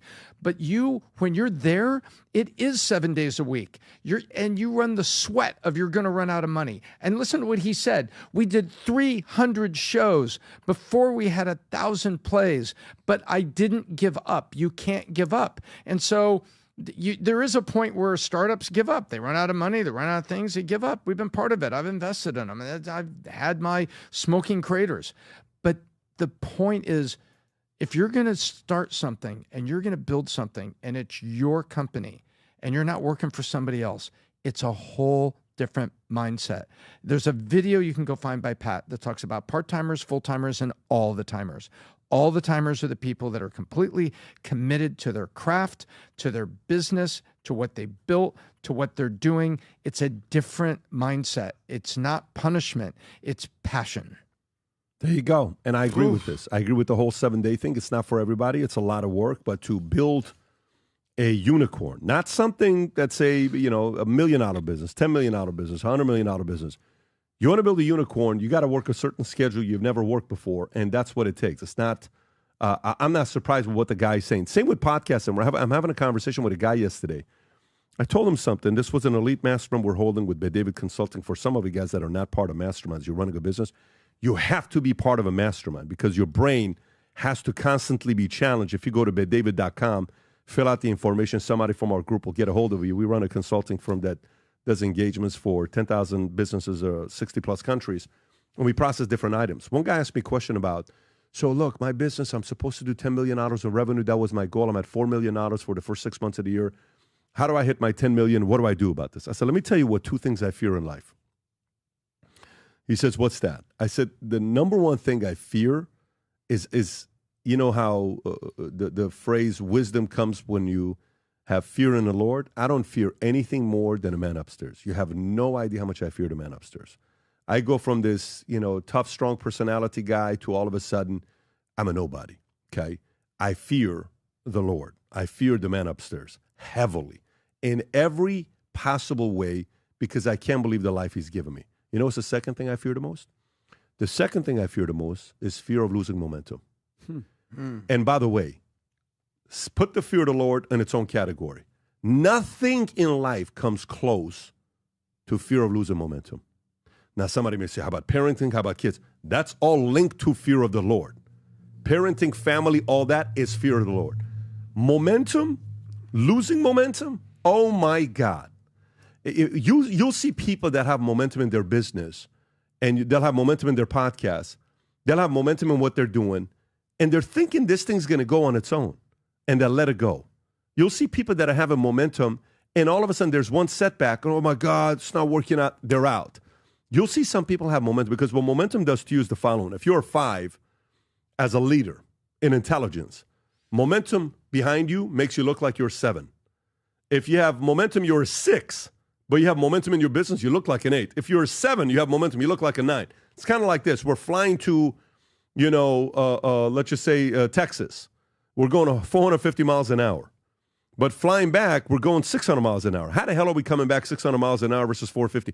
The plane is not built to go 600 miles an hour. The only reason it's going 600 miles an hour is because it's got what? Momentum behind it. Yep. So you, with momentum, you go 600. You're not a 600-mile-an-hour plane. You're doing it because you have the momentum behind you. Too often people take momentum for granted, and when they do, they lose what they have. Whether you're a executive helping grow a company that you have, participation in the upside of the company, whether you're the founder, whether you're building a podcast, whether you're doing a show, whether you're doing anything, the moment you become arrogant with momentum, she leaves you for somebody else. Because everybody in the world who's ever had momentum knows how hard it is to get it. And how easy it is to lose it. And when you lose it after you've had it, it takes so much work to bring it back. And too many people in business don't realize the value of momentum. And in life, they fully devalue it, and they're ungrateful for it. They're entitled. They think they own her. No, you don't. You got to take care of her. She's very demanding, but she will change your life. Momentum will change your life. Adam, I think you want to say something. Yeah, well, I mean, going back to this whole concept of this 996, you know what the 996 stands for? Porsche? I don't know. I can't afford one of those these days, PBD. But the whole concept of what it stands for is 9 a.m. to 9 p.m. 6 days a week. So which comes out to 72 hours a week. How much are you willing to work? So I'm not in the camp that I'm trying to work 7 days a week, 24 hours a day, bro. It's like you need a life. But what I do subscribe to is the 80-20 rule. 80% of what I try to do is be productive and get shit done, GSD. But 20%, I'd like to actually have a good time. Do you know that there was almost 9 months, PBD, I didn't go to one club. I didn't talk to No one one girl. believes you. Yeah, it was called a lockdown during COVID. I was stuck in Dallas and Addison. Okay. Nothing. Forced. But now I'm getting back in the lifestyle, guys. But everything that we're talking about here is what point are you going to make on this story? How bro? committed? If you don't have a point, don't give it on this story here. Don't cut Let me it just off go by. before I get This to my story point. is about a building a unicorn, and this guy's saying there's no way. Let Let me tell you something, buddy. I didn't go to one asked you what club. I went to 996 was. all You of said them. a Porsche. Bro, give a point. Here's the point. Everyone's so obsessed with work-life balance these Yeah. days. If you want to build something big, you can't have balance. You're going to need to be. You're going to need a sacrifice. All right. So for anyone who has success, they're going to have to sacrifice something, whether it's health, whether it's family, whether it's friends, whether it's lifestyle. Work-life balance is not something that people who become billionaires or unicorns actually can achieve. So I'm not in the camp. Stop where I right think, there on hold work-life on, balance. hold on, old man. No. Let Let me me stop finish you my right there. point. Can I finish Work-life my balance point? is being described by people through their own perspective. You talk to entrepreneurs who are building something, it's some of the most joyful days of your life. You're working 12 hours and it felt like 2. And you love what you're doing and you're passionate about It's it. because and you- you it's think because you're you're having, and obsessed it's with it. fun. I you may agree be with you. obsessed with, yeah, you're obsessed with satisfaction. You're incredibly satisfied. You're incredibly inspired them by it. off. It's not purgatory and it's not punishment. People that want to work 9 to 5 are not bad. They just will get jobs that do certain things and they will define work-life balance on their own terms. For me, at times when I was building things, it was some of the most joyous times of my life. Emotional, They taught, and that's why I've always said I would rather climb to the top of Mount Everest and one step from the top fall to my death than wake up 70 years old feeding pigeons in the park and look up at the top of that mountain and say, why didn't I try? Because it's the journey. Phil Knight said the act of running is what the joy is. That is what the destination is, the act of running. You got to understand that. And it's not bad if people want an 8-hour job and they don't want the stress of knowing if a paycheck's going to be there for their people. They don't want the stress of knowing if someone else is building up down the street. They don't want the stress of knowing, did their investor tell somebody else a secret and now they're going to get flinged. They don't want the stress of thinking, what if this becomes a smoking crater? You say, Edison had 100 smoking craters before he invented the light bulb. There's a different wiring, and I think articles like this are designed to make entrepreneurs seem like these people that are soulless minions out there just slaughtering people to get. No, it's passion, and it's some of the most brightest, most beautiful, most wonderful, most fulfilling days is when you look up and say, have I really been here 14 hours? Have I really gotten like 2 steps closer in this? Yeah. Oh my gosh. It's the best. And it's because love. because you're purpose driven, not money driven. Correct? When you're building and you're working 14-hour days or you're sleeping on the floor, you're not like, I'm going to be a billionaire. It's no, I'm building something that's going to make a massive difference in the world. And most people You're that are driven doing by that purpose. sleeping on the floor are not doing it because they want to be a billionaire. They're doing it because the purpose, the cause, and the love and the passion is there. Exactly, because money will not be your greatest motivator. Okay, guys. It'll be I'm something going building to something I bigger. got you. You guys can fight afterwards. I'm going to the next story. I think And we're- another thing. I think we're to the agreeing but power to yelling the for some people. reason. All right. Biden's doctor invokes Fifth Amendment in House probe of ex-president's health. Little weird here, guys. Okay, so this is the doctor that was supposed to tell us whether the president was doing good or bad. Here's what he ends up doing. Rob, you want to play this clip? Yes. On the advice of counsel, I must respectfully decline to answer based on the physician-patient privilege and reliance on my right under the Fifth Amendment of the Constitution. I am not a lawyer, and I must follow my lawyer's advice in this matter. You just answered it, dude. So, gentlemen, we intend to assert both privileges with regard to any questions that would be asked at this deposition. And Dr. O'Connor will not answer any questions. Okay, Vinny, Did you thoughts? see, Rob, can you play the one question too? Yep. I said like Right Pat, before he plays this, and Rob, thank you so much. Like, they're asking him, this is a really effed up situation that's happening right now. They're asking the doctor who was watching this guy every day and knew the downfall and saw his cognitive beyond decline, just he wasn't there. Listen what they ask him if he was told to lie about it. Go ahead, Robbie. Dr. O'Connor, were you ever told to lie about the president's health? What? On the advice of counsel, I must respectfully decline to answer based upon the physician-patient privilege and in reliance on my right under the Fifth Amendment of the Constitution. Okay. I am not a lawyer. Rob, you can stop it. Do you understand what's happening? Do you know how easy of an answer, Tom, it is to say, no. If you're telling the truth, no. I was never told to lie because I'm not a going doctor. to talk about any of the diagnosis or any of the tests, but I will tell you I was never told to lie. That's it. So that right there to me is admission of guilt. Okay, and that's a problem. If he wasn't mentally competent, every executive order, okay, every deal, every military action, every pardon is all tainted. And the one guy who saw him up close, Tom, was he seeing him on a weekly basis? And by the way, you know what the Fifth Amendment really is?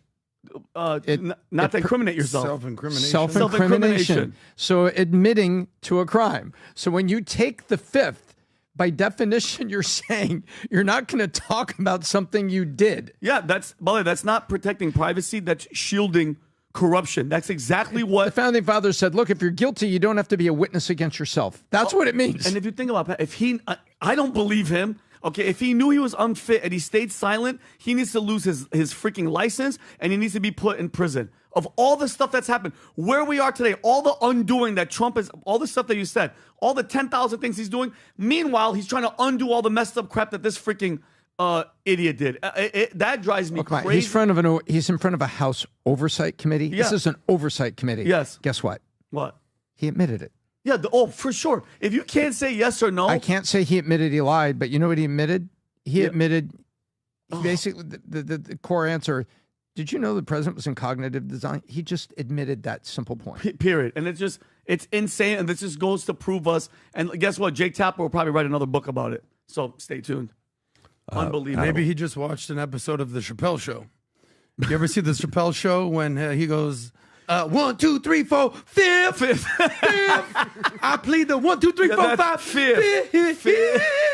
I plead the fifth. So if the president's doctor pleads the fifth. Kamala Harris is pounding down you don't fifths. Want us. We got the fifth was all over that administration. 50 Cent out here. I got a look. Fifth. I think the Fifth Amendment is there for a reason. The fifth, or whether he was bonkers. Out of everything we're talking about, there's one thing we're not talking enough about. Rob, can you please go to this man's Wikipedia page? Go to Dr. Is it his haircut? Is it his haircut? Bro. I mean, I'm not even going to say anything. You're just going to say it in a second when you see it. Okay. This is the Wikipedia page. Zoom in a little bit into the picture. Zoom in into the picture, Rob. Zoom in. Oh. What? Is that real? How tall is this dude? Oh. 5'1". He's a little guy. Well, everyone knows that Joe Biden's 6'8". Yeah, well, this picture almost looks like it's AI. Stop it. No, but that's just, we could go close it, Rob. I'm not joking. That doesn't look right. It looks fake. Has he graduated high school? How old is this? 16-year-old doctor of President. Maybe he's one of the Krasenstein brothers. Oh, man. Stop it. Look at a distant cousin I'm of the bad Robert guy Reich. now. I'm the asshole. You told me before the podcast with Krasenstein that one of them was gay.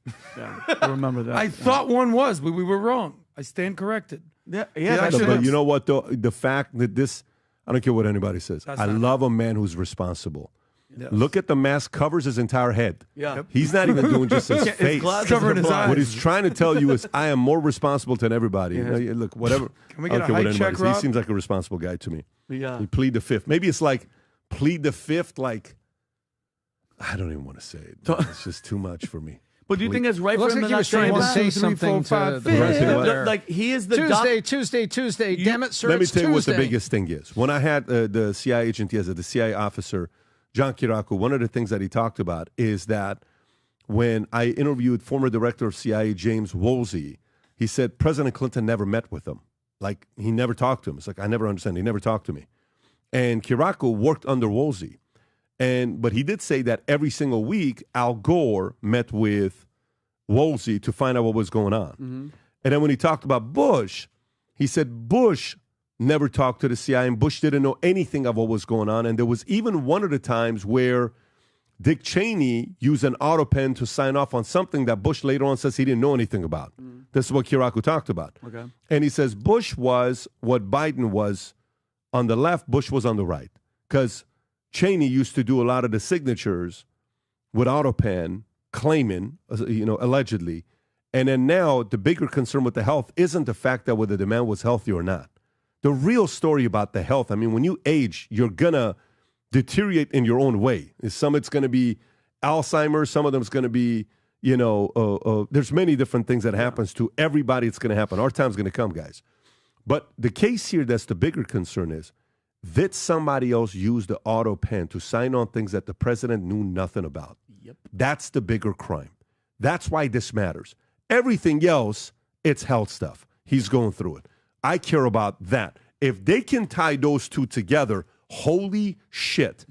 Yeah. Because if that turns into Fauci's pardon is officially done, game over. Yeah. That opens up a can of worms for some people that, from the establishment that they're not going to be too happy Totally. about. Was there a shadow government in there Exactly. doing things that Hold on. Biden really didn't know about? Are you guys trying to tell me that Joe Biden may have had some health issues? Yes, Adam. What?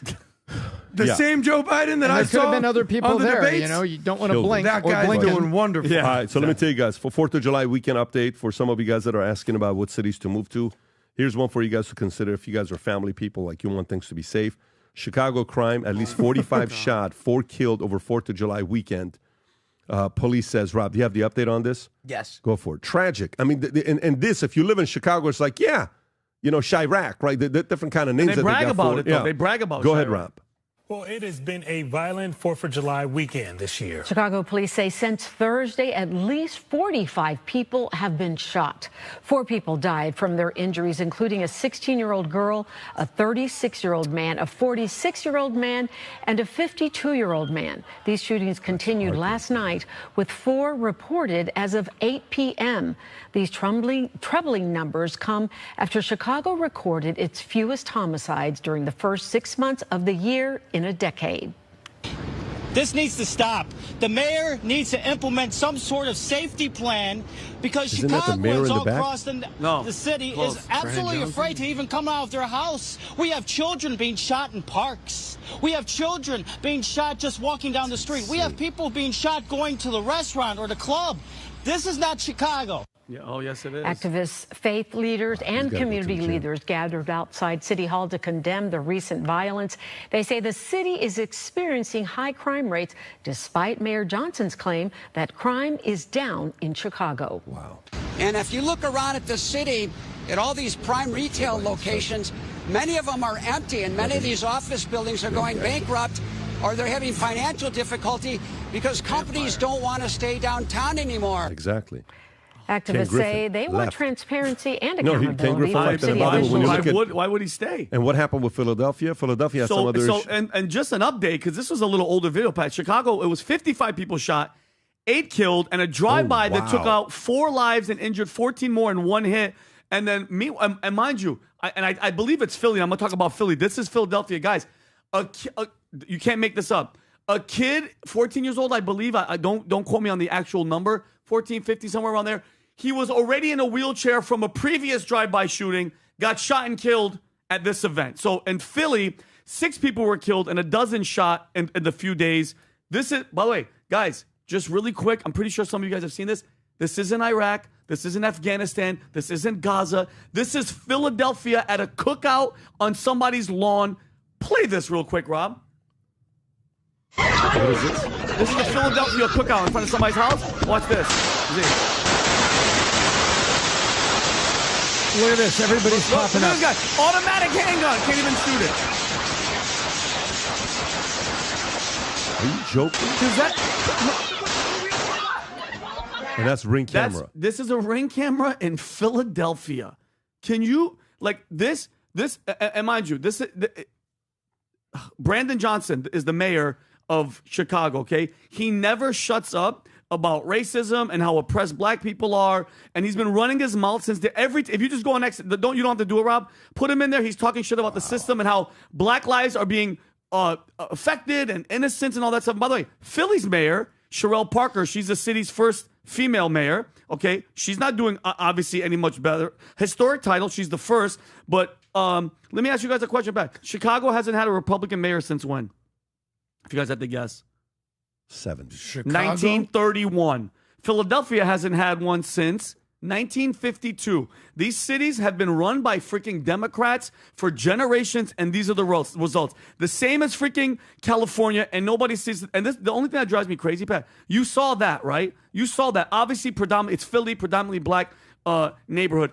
Where are the protests? Where are the riots? Where are the celebrities screaming that Black Lives Matter? No, Adam, I'm just very curious because when it's innocent black children and families being slaughtered, where's the media? By the way, this was just a little quip. We saw this small on X, okay? Where all the politicians crying for gun control. That dude had an automatic handgun. Did you see that, Rob? Yeah. With a 30 round to however many clip, okay? This is why people don't take any of these freaking people serious, okay? And it's all theater because black lives don't seem to matter when it's black people taking those black lives. Where are you at? Where's the look at that shit.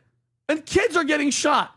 Kids are getting shot. And that's what pisses me off is they always want to jump when it's George Floyd and a freaking cop holding his leg down and the guy ODs. And I get it. I get the outrage. But come on, man. What's the biggest threat? What is the biggest threat to the black community? A cop killing an innocent black person? That's bullshit. That's bullshit. That is the problem because the city is run by people that don't give a shit about you. Plain and simple. Until it's time to vote, and then we're going to create a controversy to get you to vote because we're going to create the boogeyman on the other side. Until then, we don't care about you as demonstrated by our actions. And Rob, you're from Philly, correct? Yes. What do you hear from home about this type of shit? Oh, we don't go to the city anymore. I'm from South Jersey, but we used to. Our town was if we needed to go to see like a big doctor instead of going to one in Atlantic City, we go to Philly instead of New York. It was an hour and a half up the road. Now we avoid Philly altogether. We try to go to New York if we can instead. Yeah, weird. It's just insane. What were you gonna say, Adam? Are you doodling? Well, just don't yell at me. I'm not yelling at you. Okay. I'm just tired of. I'm just tired of where all these mayors now talking shit about Black Lives Matter. Why don't they matter anymore? I said this over a year ago, and I'll say it again. People don't care if black people kill black people, straight up, and it's horrible and it sucks, and it happens every single day. And let a white cop kill a black guy, they'll set the streets on fire. And what I said at the time was, BLM is the Free Palestine movement. Let Israel go try to beat up some Hamas terrorists, the world will go insane. But Syrians want to kill Syrians. You know, Iran, the regime wants to kill people in Iran. Sudan, Yemen, literally hundreds of thousands of people, millions of people dead. No word, no protest, no nothing, zero. That's why it's all fabricated. That's why it's all bullshit. So I feel for the innocent lives that are lost in war. It's horrible, but the BLM movement is just like the Gays for Gaza movement. It's all fabricated. It's all bullshit. If you actually cared about black lives, you'd be protesting when you see a shooting like this on the streets. And how many people ended up dead over the weekend? 45 people? No, 45 shot. 45 shot. Yeah. It's just a Tuesday. No, and I'll take it's it another upstream. weekend. It's Philly. Yep. It's DC. It's Baltimore. It's St. Louis. It's DC. It's New York. It's LA. It's every American city. No big deal. Let one white cop do that in Minnesota. We'll burn this bitch down. Just like it is in the Middle East. It's Syria, it's Lebanon, it's Yemen, and it's Sudan. Yep. No protests whatsoever. Let it do it in Israel. The world will go insane. 100%. It's a double standard and it's bullshit. And you're talking about the downstream side of it, and you described it perfectly. Go upstream and protest for two things, ladies and gentlemen. Protest, why isn't our mayor getting economic development into the city to bring jobs so that natural taxes from that activity can be used to restore and refund the schools that are here? That's the two things. You do those two things and you move a city forward. That's what you should be protesting, because downstream you get this chaos, and Adam is exactly right. Clip that. Clip it. All right. Today, there's a lot of screaming going on today. Do you have any thoughts on that? Who's screaming? No, listen, if you got a wife and kids, guys, it's very simple. You have your job as a father, as a man of the household, is to put them in a safe environment. Either go run for office and get the politics to change, learn about politics, or move to another place that's safe for you to raise your kids. Yesterday, a guy on Minect sends me a Minect saying, Pat, you have to watch this movie with your kids. Okay, let me just give him a shout out for him to send me a Minect. He says, you got to watch this movie with your kids. You got to watch this movie with your kids. I'm like, dude. Did you watch it? I finally, his name is John. Let me see. Yeah, John Gegaaj. Okay, John Gegaaj. Shout out, John. And he sends me a message saying, please watch The Forge with your family. This movie right here. Yesterday, I want to watch this movie. Okay, it's a story about the boy on the right whose father's not in the picture, single mother, goes and tries to work for this guy who runs a gym,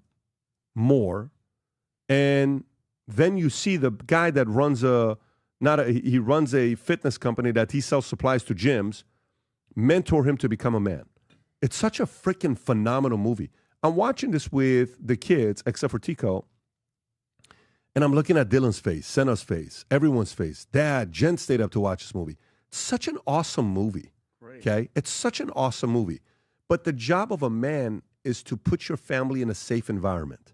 If you don't think the politics is going to change in Chicago, in D.C., in Baltimore, in some of these areas, either change your politics or go to another place and adapt to the politics that made that city safe. Don't bring your democratic nonsense politics of cops suck to a city that's safe because they have cops and then try to change that place. If you believe in the politics, stay in Chicago, stay in Maryland, deal with it. But your job is to provide safety for them. And yeah, but you don't understand how hard it is. I never said it's easy. It's going to be very hard, but it's your job to provide safety. All right, let's go to the last couple stories here before we wrap up. The story I want to go to, Tom, is, and I'm going to come to you with this one here. This is the story about Trump administration moving to block China from grabbing up American farmland. By the way, guys, this is a very, very important story. Very important story, okay, that they're talking about. Rob, I think you got a clip on this one here. Trump administration launched the U.S. Department of Agriculture, USDA, National Farm Security Action Plan on Tuesday to protect American farmland from foreign adversaries, with Agriculture Secretary Brick Rowland stating American agriculture is not just about weeding out our families, feeding our families, but is this her, Rob? Yes, sir. Okay, just play the clip. Play the clip. Very important, folks. Pay attention to this. We had a wonderful event this morning announcing this. I had Secretary of Homeland Security Kristi Noem, Defense Pete Hegseth, had AG Pam Bondi. We had 3 of the country's best governors. We had several people from the Hill. This is an all-of-government approach. What does that mean? Well, what that means is that if we're going to really ban China from buying our farmland or any foreign adversaries, it's got to be the states have to lean in, the federal government has to step up. We've got to have executive orders out of the White House. A law? There's a law needs to be passed. A lot of bills have been filed, but this it hasn't is very moved. important. I don't know that this is very America important. really understands, or at least our elected officials. How was this allowed, recently. though? China owns Smithfield Foods, one of the largest food processing plants in the United States, land near military bases. I've covered this for 20 years. Well, it's now all changes today. I mean, today we, for the first time, are saying no more.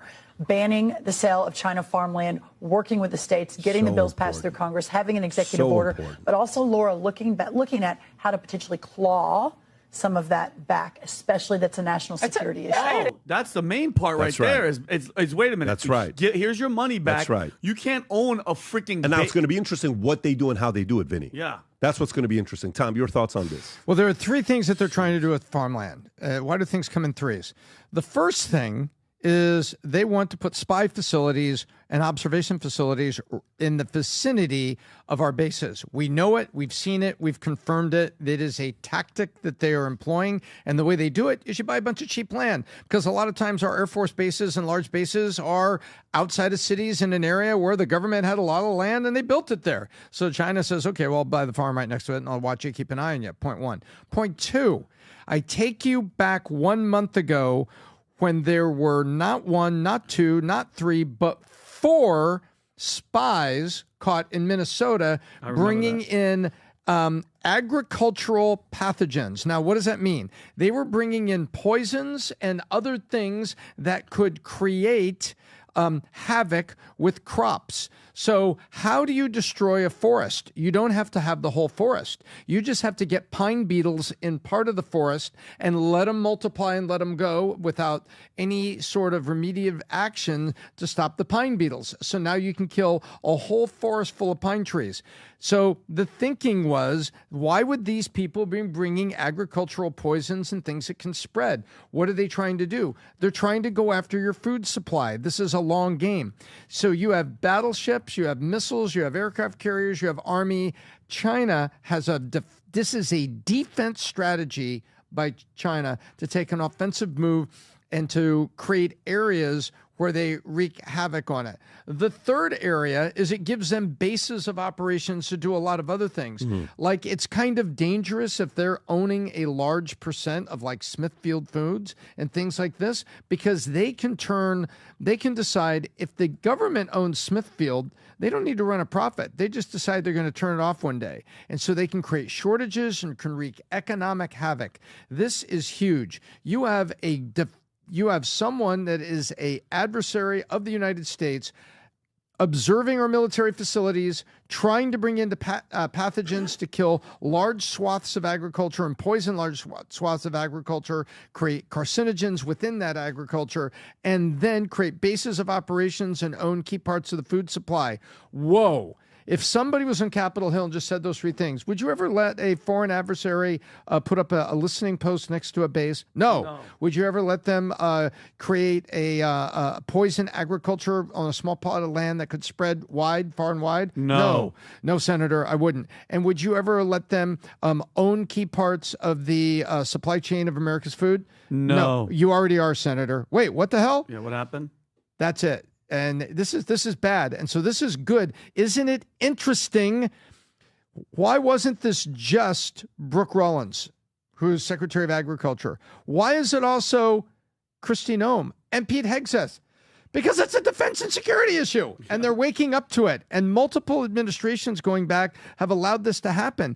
I hope this isn't just an announcement, Pat. I hope this is what she said at the very end, and we are going to begin a clawback activity, meaning, hey, get out of here. Here's your money back. Here's some money back. Bye. We're taking this back. Get out of here. I would love that. Oh. How they do that, I don't know. I would love that. By the way, well, if they declare it a foreign adversary and they make a declaration like that, it's just the same way you seize the houses from MS-13 in the middle of Houston. So here's a question for you, though. How do you do that and maintain a good relationship while you're trying to create a trade relationship with China, with tariffs? Let us buy some land in your freaking. Buy some land in China. That's exactly the point. Well, You're not going to let that happen. Of course not. But well, then we got to change. I'm with you. It's sensitive as hell, but it has to happen. I love it. I love that. This is a massive story. And of course, our deep analysis on this is Adam. Adam, what do you think about Adam, talk to us. Tell us about this, because the clubs around these farms are not quality enough, and it's too much horse shit around it. That makes it smell. So when you're leaving and you're trying to, but go ahead, I'll let you say. Ladies' night in these places is 2 girls and a lamb. So I mean, it's no. I want to hear his. Go ahead, Adam. Well, luckily for you guys, I speak sarcasm, so I know exactly what you're trying to do here, tough guys. Yeah. But this is actually a major problem, because you know how they say, "Don't take my kindness for weakness." It's pretty clear what's going on in America today, and even in the West, is that they're using our freedoms against us. I mean, I can go down the laundry list here of what you're allowed to do in America, what China's allowed to do in America, and what China will not allow Americans or anybody from the West do. Whether that's owning land, farmland, real estate, whether that's having social media. We have TikTok here influencing all our kids. We don't got no social media apps going on in China. Students from China are showing up here. We got sending students there. They can lobby us. We can't lobby them. It's completely open on our end and closed on their end. And to me, it's completely a double standard. And when you can operate one way and they can operate a totally separate way, how do you win that game? They're using our freedoms and our open society and our democratic, capitalistic worldview against us. And by the way, it doesn't just stop with China. Look at what's going on in the Middle East. How many countries in the Middle East are going into Western civilization countries? I don't see anybody from the West going into any Middle Eastern countries, with the exception of UAE, because they're an open society. That's what's going on there. By the way, same with Russia. We can have RT TV here. We can't have propaganda or TV in Russia. It's a completely one-sided, jaded perspective. And if we don't learn from this, we're going to crumble from the inside, being completely open and inclusive to our enemies. If we don't, there we go. Let me explain something to you. China, for some crazy reason, I know we talk about, Mossad and holding. The fact no, that you talk about massage. Oh no, everybody's talking about massage. Because they're obsessed. Adam, go ahead. You can make every conversation go back to Israel. I don't know how the hell you do it. Something about the Middle East always comes up. Yeah, it's me. Adam, we'll be like, there's flooding in Texas and there's victims. Adam's like, Israel has victims, and I'm like, just actually, let me finish. To be honest point. with you, that's literally what you're obsessed with. No. We could be talking about this cup, and you're like, you know who has cups? Israel. And I'm gonna. So let's focus. Vinny, sometimes when you point, you have three fingers pointing against you. Yeah. I noticed that when you talk about Epstein, you're like, Mossad. Yeah, you conveniently leave out CIA. I knew it was Mossad. FBI, Right. And MI6. Adam, I think it's very interesting. Isn't it weird? You do this. Vinny, do it like this. Point your gun. Yeah, 3 back at you, Adam, tough guy. Is it weird, though, that the day that Trump was like, stop talking about Epstein, the next day Bibi's there? Relax, bro. I'm just a coincidence He was guy. there the day before. Whatever. Potato. Anyway. Nobody Peace Prize. Vinny, you know how a broken clock can be right twice a day? Yeah. Even a retarded guy like you can be right twice a day. Adam, you called half of our audience losers. Because they are. No, they're not. Because they voted Democrat. Shut your mouth. What's my point? What's my point? I'm telling you. Yeah, what's you don't my have point? one. This is where we launch Mr. Chairman, what was the question again? Launch it. Rob? No, Honestly, I want to do it. By the way, Let him because do I'm it. looking at the comment section, and there are a lot of you in the comment section that you say you love Adam. You give him a lot of credit. I love it. You know how I want you to do that? Go order a Save That Money shirt. Yes. Actually, go sport it. Yeah. Right there, that's the Save That Money shirt love with it on the Adam, okay? Whichever color you want, the black and white, the black and The one black. on the left is my favorite. Or I the have one two that's of the them. Miami color. VTmerch.com. Rob, put the link below for some people. Show your support. Well, all the people that say you love Adam, go place an order on that Save That Money shirt. I actually have two And the of them. special club shirt, shave that, honey. What the hell did he say? Tom made one funny joke and I missed it. Tom made a joke and I missed it. By the way, that. What the hell did I just miss? Don't worry about I choked on my spit. Yeah. It looks like it, but it says Save That Money. Oh. Hey, go ahead. So, Shave that money. Go ahead. So all the people who have Anyway. saved so much God. money Guys, from listening to me. Listen. Go for sport the gear. I know at the end of the year we do the funny clips. Go ahead. Somebody clip that. Remember this moment.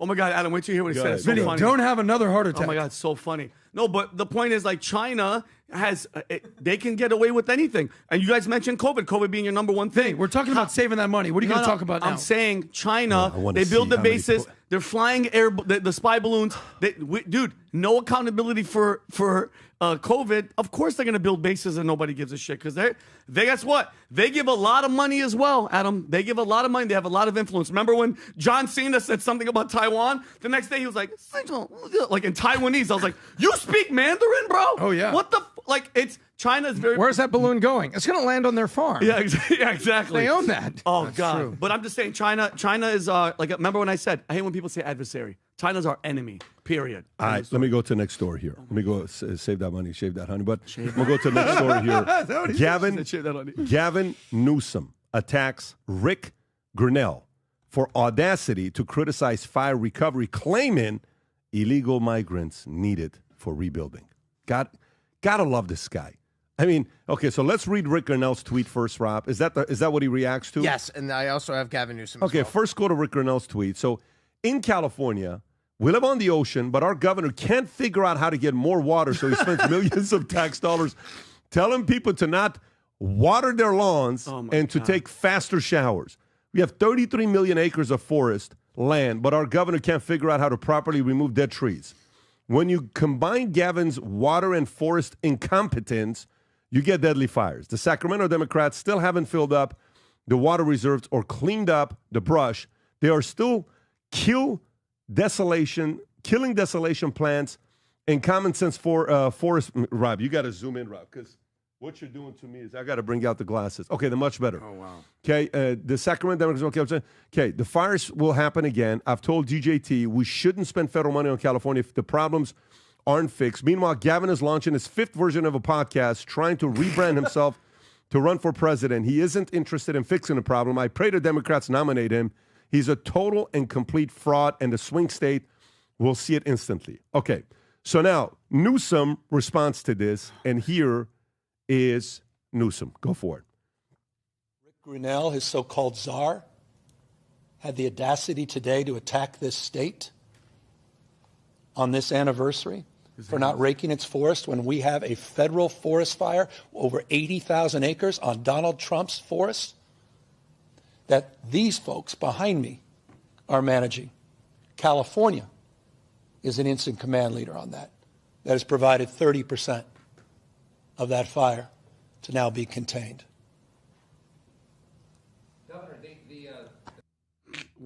Is that a joke? No, he's the worst. No, everything that was is his so statement. over the top, over dramatic. Everything he does.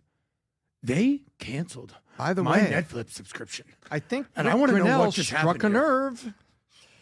By the PBD, way, why was this important to talk about to you? Why did you want to bring this up? No. Is Grinnell? No, I love this because Grinnell is calling out the bullshit that's happening in the state of California, and he keeps trying to deflect and distract everybody. By the way, this Grinnell guy is he's a BMF.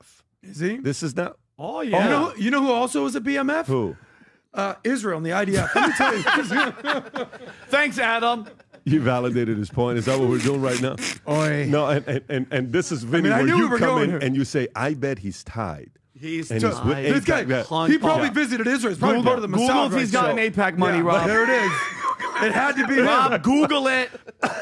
But let me tell He you, drives back and forth to guy, work. like, He goes past He's- 3 he's- synagogues. Oh, my God. This is a guy that's a legit guy, and the reason why Newsom responded to him, there's only one reason why Newsom responded to him, because some say this guy could be the leading candidate on the Republican side. In California. In California. This is not a regular guy. People are going to sleep on this guy, and all of a sudden they're going to wake up, they're going to say, who is this guy? We've known about this guy. This guy's a badass. Yeah, he is. So just keep an eye out for California. Just keep an eye out on him. This guy may be one guy that's not afraid to go up against him, and he's good looking, he's tough, he's strong, and he has the ability to be able to create some kind of ruckus and a little bit of disruption in California. I don't know about the ability of winning governorship. That's going to take a lot of work and everybody uniting.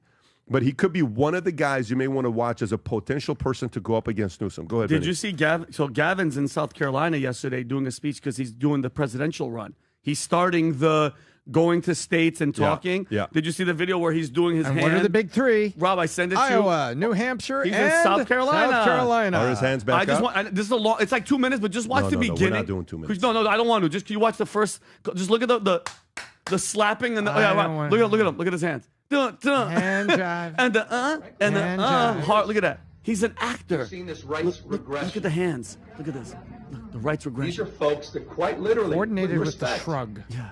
with respect, want Well, watch to it. Look at the old turn lady, back look at the old the lady. clock to a pre-1960s world. Look, 1960. And you see it across the spectrum. You understand the it better than hands. anyone here in South That's a Carolina hero today. on voting Oh. rights, on civil rights. This is his on presidential LGBTQ campaign. He started rights, it. on He started the issues, run. obviously, of women's rights.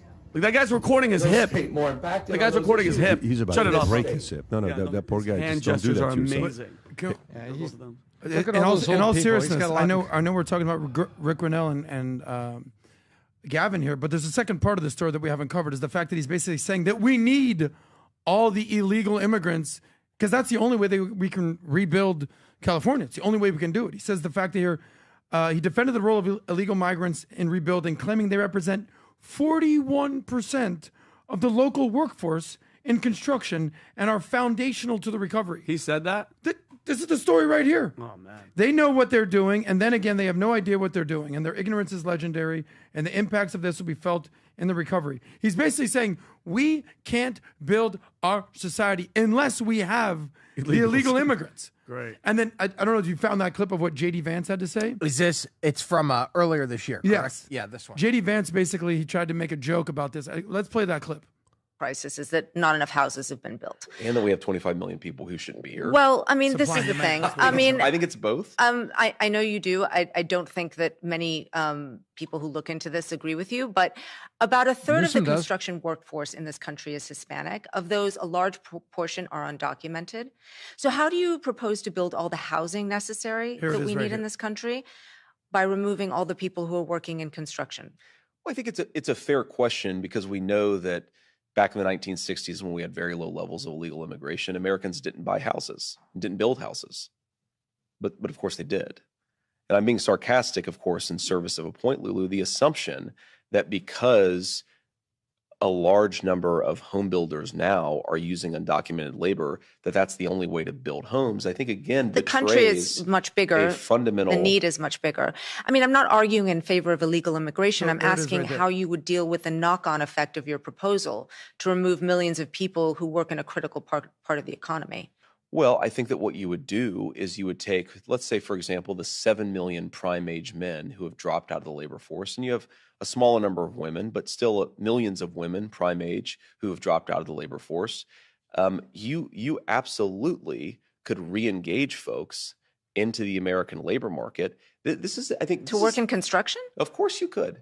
I mean, the unemployment rate is 4.1%. Most people unemployment rate, Lulu, this is important. But most people who don't work can't work in the regular economy. They're in the military, they're parents, they're sick, they're old.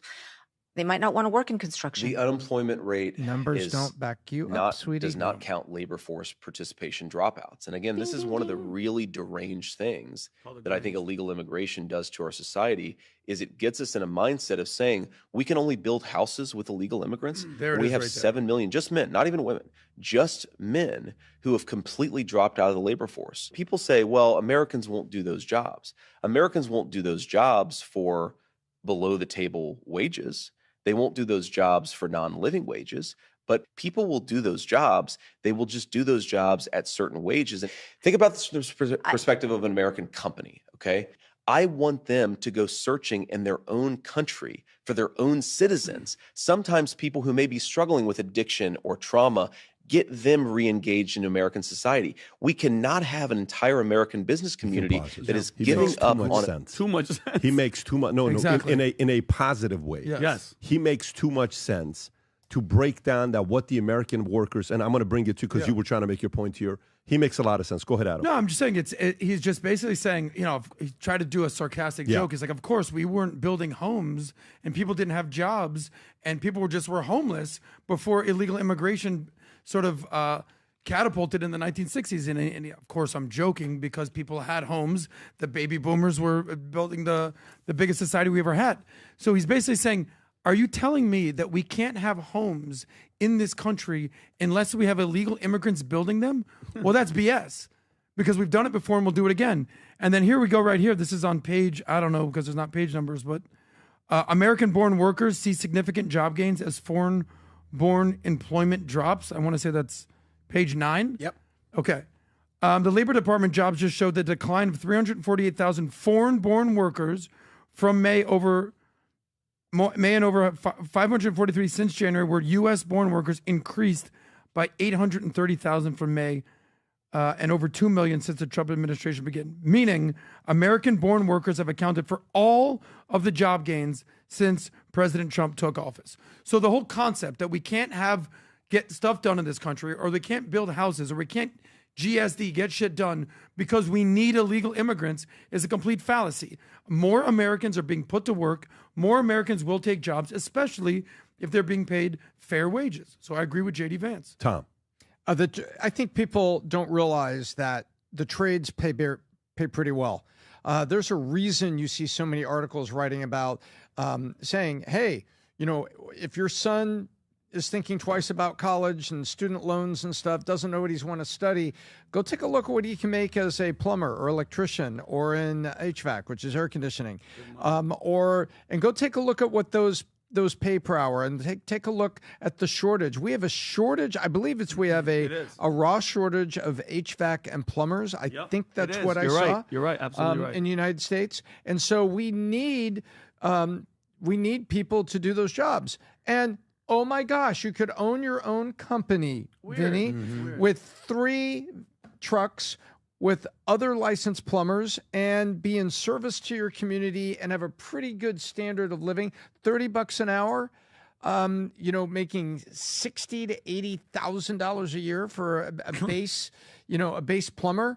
That's not a bad wage. That's not flipping burgers at McDonald's. And now maybe you've got 2 trucks. Yep. And you went to the SBA, which is recovering under Kelly Loeffler, thank you very much, and get a loan so that you can build that business. And there's your government putting money to work to help you. But this, there's just a fallacy that goes around here that's being propagated. And the reason the Dems are propagating the fallacy is, you know why? Because they need those undocumented foreign workers to become their voters, and they need them to feel victimized, and they need to describe them as victims. Bro, you're crazy. The Democratic Party would never do that, Tom. Leave Israel out of this.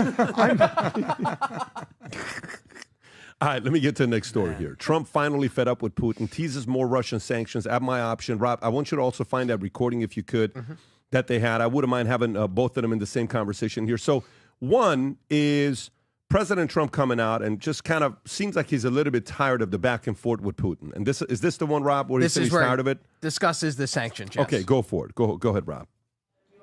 I'm looking at it, yeah. No, I'm looking. The Senate is passing and passed a very, very tough sanctions bill. Yeah, I'm looking at it. Can you sign that? It's an optional bill. It's totally at my option. They passed it totally at my option and to terminate totally at my option.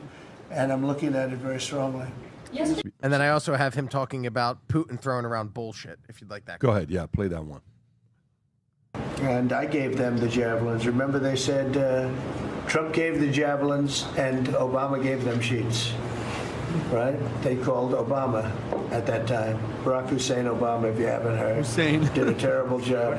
But that was a war that should have never happened, and a lot of people are dying, and it should end. And I don't know, we get a lot of bullshit thrown at us by Putin, for you want to know the truth.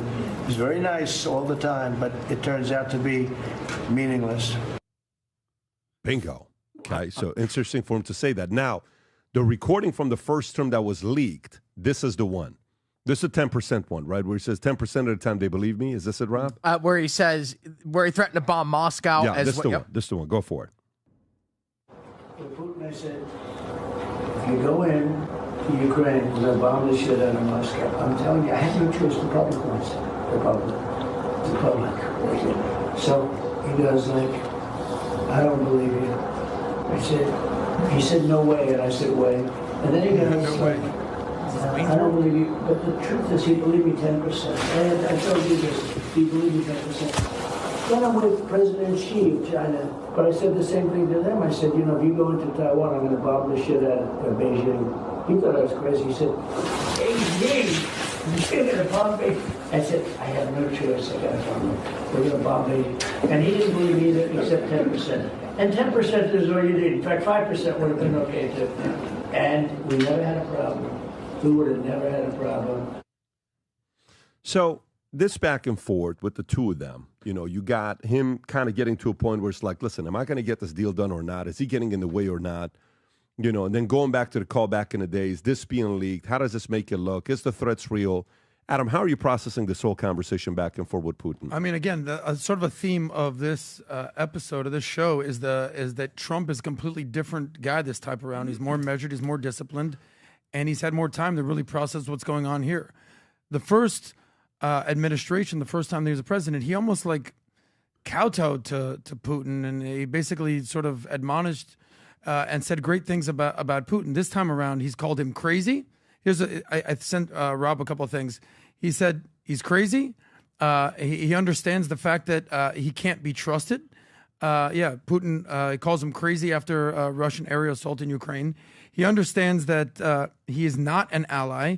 There's a lot of people that respect Putin. Just because you respect somebody doesn't mean that you need to like them or they're an ally. And here's the main story in the Wall Street Journal, that one right there. Trump calls out the Putin charade. Putin will lie to Trump's face. Yes, of course, no problem. I take care. And then he'll go bomb Ukraine. So I think Trump is completely fed up with Putin. I think he's over it. I think he's basically done with Putin's antics, and he's calling him out. And just like he did not do the first administration, the first time around, he's basically saying, dude, I'll bomb Moscow if I need to. And even if that's 5 to 10% true, Putin's like, this guy's crazy as hell. He might just do it.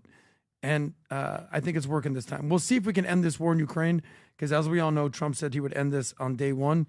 It's still going. And Putin, from what I understand, has no interest in ending this war whatsoever. It's basically fueling his entire economy. As we all know, that Russia is basically a gas station with nuclear weapons that's masquerading as a country.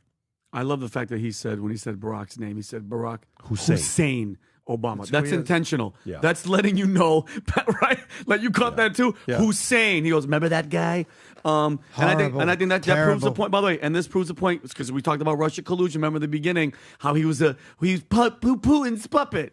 A puppet doesn't talk like that. Like, yo, I'm gonna bomb the shit out of Moscow, the most major city. You don't talk like that. So I mean, and that's just a little side note, but Pat. And it's a crazy thing. Do you remember when we were on vacation when you asked the driver, "Where are you from?" And he said Russia. The sentiment of Russians. Do you remember? Of course I do. Yeah, I remember we're going to the airport, and I said, "So, what do you think about this Putin guy?" "Oh, I don't like because I had to leave because I had to go join the army, and I left, and the draft was a very big worry. But my friend, who's over there, he's not in draft because he's going to the best university in Russia." That guy you're talking about, yeah. And he was like, everybody, like I got lucky because I left in the 3 years before. Do you remember the maximum age to join the military in Russia? His dad was 56. Yes. And he said the maximum age in Russia to be drafted was 52 years old or 52 something or 53, like that. that they'll still grab your ass and be like, you're joining. Yeah. And they're grabbing soldiers. I mean, Ukraine does conscription where they'll just pull up on your ass and kidnap you while you're walking your dog and put you on the front lines.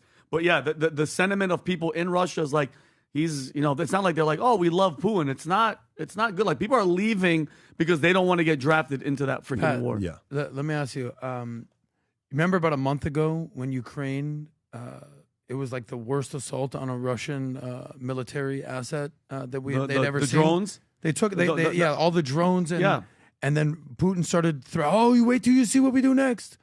And then Putin makes threats. Oh, what nuclear war? All right. Whoever did the Nord Stream pipeline. At some point, can we just admit maybe that Russia is the Iran of Northern Europe? Just like we've realized that Iran is a complete paper tiger and is not as tough as they seem to say. Russia is not as good as an army as we thought they would be. I don't know. I mean, without nuclear weapons, that's a scary part. I don't think anybody would be scared of Russia. I could be wrong here. I've been wrong before. But Russia is basically in a dead heat with Ukraine. And I get it that the United States and the EU are funding these guys. But Russia's not as tough as we thought they would be. I could be wrong. What are your thoughts, PBD? I mean, you're not wrong. We thought this thing was going to be done in no time and it was going to be fast, but it's been extending. If you're that tough, but also, I'm telling you, the counter argument to me is Russia is fighting one country against Ukraine, but Ukraine, EU, and U.S. is fighting against Russia. Mm-hmm. So it's not Ukraine fighting against Russia. Or weapons. Of course. But you got to give a shout out to the Ukrainian brave soldiers. I mean, I don't know if I'm going to give a shout out to the Ukrainian brave soldiers. I don't want a war. I don't want this thing. This is a distraction for all of us. Either today. No, but and then Putin invaded them. The point I'm making to you is both of them are fighting a war. Many of the soldiers probably don't want to fight this war. A lot of time when there's war going on, they don't want to be in war. Trust me, they'd much rather be at a place. But Ukraine has a lot more backing. Think Putin wants this war? Because Putin could stop the war now. No, Putin wants this war. I know.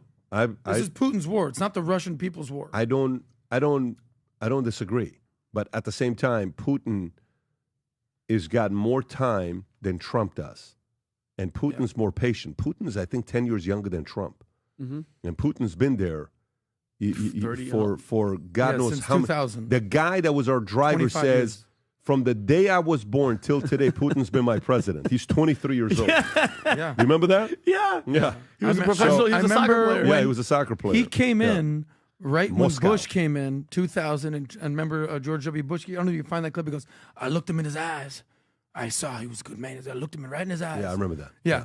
Turns out that George W. Bush's instincts were completely wrong. Well, let's pretty much on everything. I'm going to go on this next story. Tom, you choose, because both of these are stories you want to talk about. Do you want to go to the Supreme Court or do you want to go with tariffs? Let's go to the Supreme Court. Okay, Supreme Court gives Trump green light to axe federal bureaucrats, okay? The Supreme Court permitted President Trump to proceed with his executive order for large-scale reductions in federal workforce, lifting a lower court injunction with the court stating, because the government is likely to succeed on its argument that the executive order memorandum are unlawful, and because the other factors bearing on whether to grant a stay are satisfied, we grant the application. The decision enables agencies to prepare for workforce cuts. However, Justin Ketanji Brown Jackson, the sole dissenter, called the majority decision hubristic and senseless, arguing, I see no basis to conclude that the district court erred, let alone clearly so, in finding that the president is attempting to fundamentally restructure the federal government. And Justice Sonia Sotomayor agreed the president cannot restructure federal agencies in a manner inconsistent with congressional mandates, but noted the order only directs agencies to create plans consistent with applicable law. Rob, go ahead and play this clip. Can't hear anything. For Donald Trump's administration to pursue mass government job cuts and the sweeping downsizing of numerous agencies. In a brief unsigned order Tuesday, the court said the Trump administration was likely to succeed in its argument that his directives were legally within his power. The decision could lead to tens of thousands of layoffs while dramatically reshaping the federal bureaucracy. The ruling stemmed from an executive order Trump issued in February, ordering agencies to prepare for mass layoffs. The decision is the latest win for Trump's broader efforts to consolidate power in the executive branch. The Supreme Court has sided with Trump in several cases on an emergency basis since he returned to office in January, including clearing the way for implementation of some of his hardline immigration. Right. Tom, thoughts on this? So here's what's going on. The president says, we're trying to do a budget here, and we got Doge going, and we got things we got to do here, and we are broke, right? We are broke. We have an unbalanced budget, and so I think there needs to be large-scale reductions in the federal workforce, and I'm going to submit and I want to submit my wishes to the purse, which is Congress,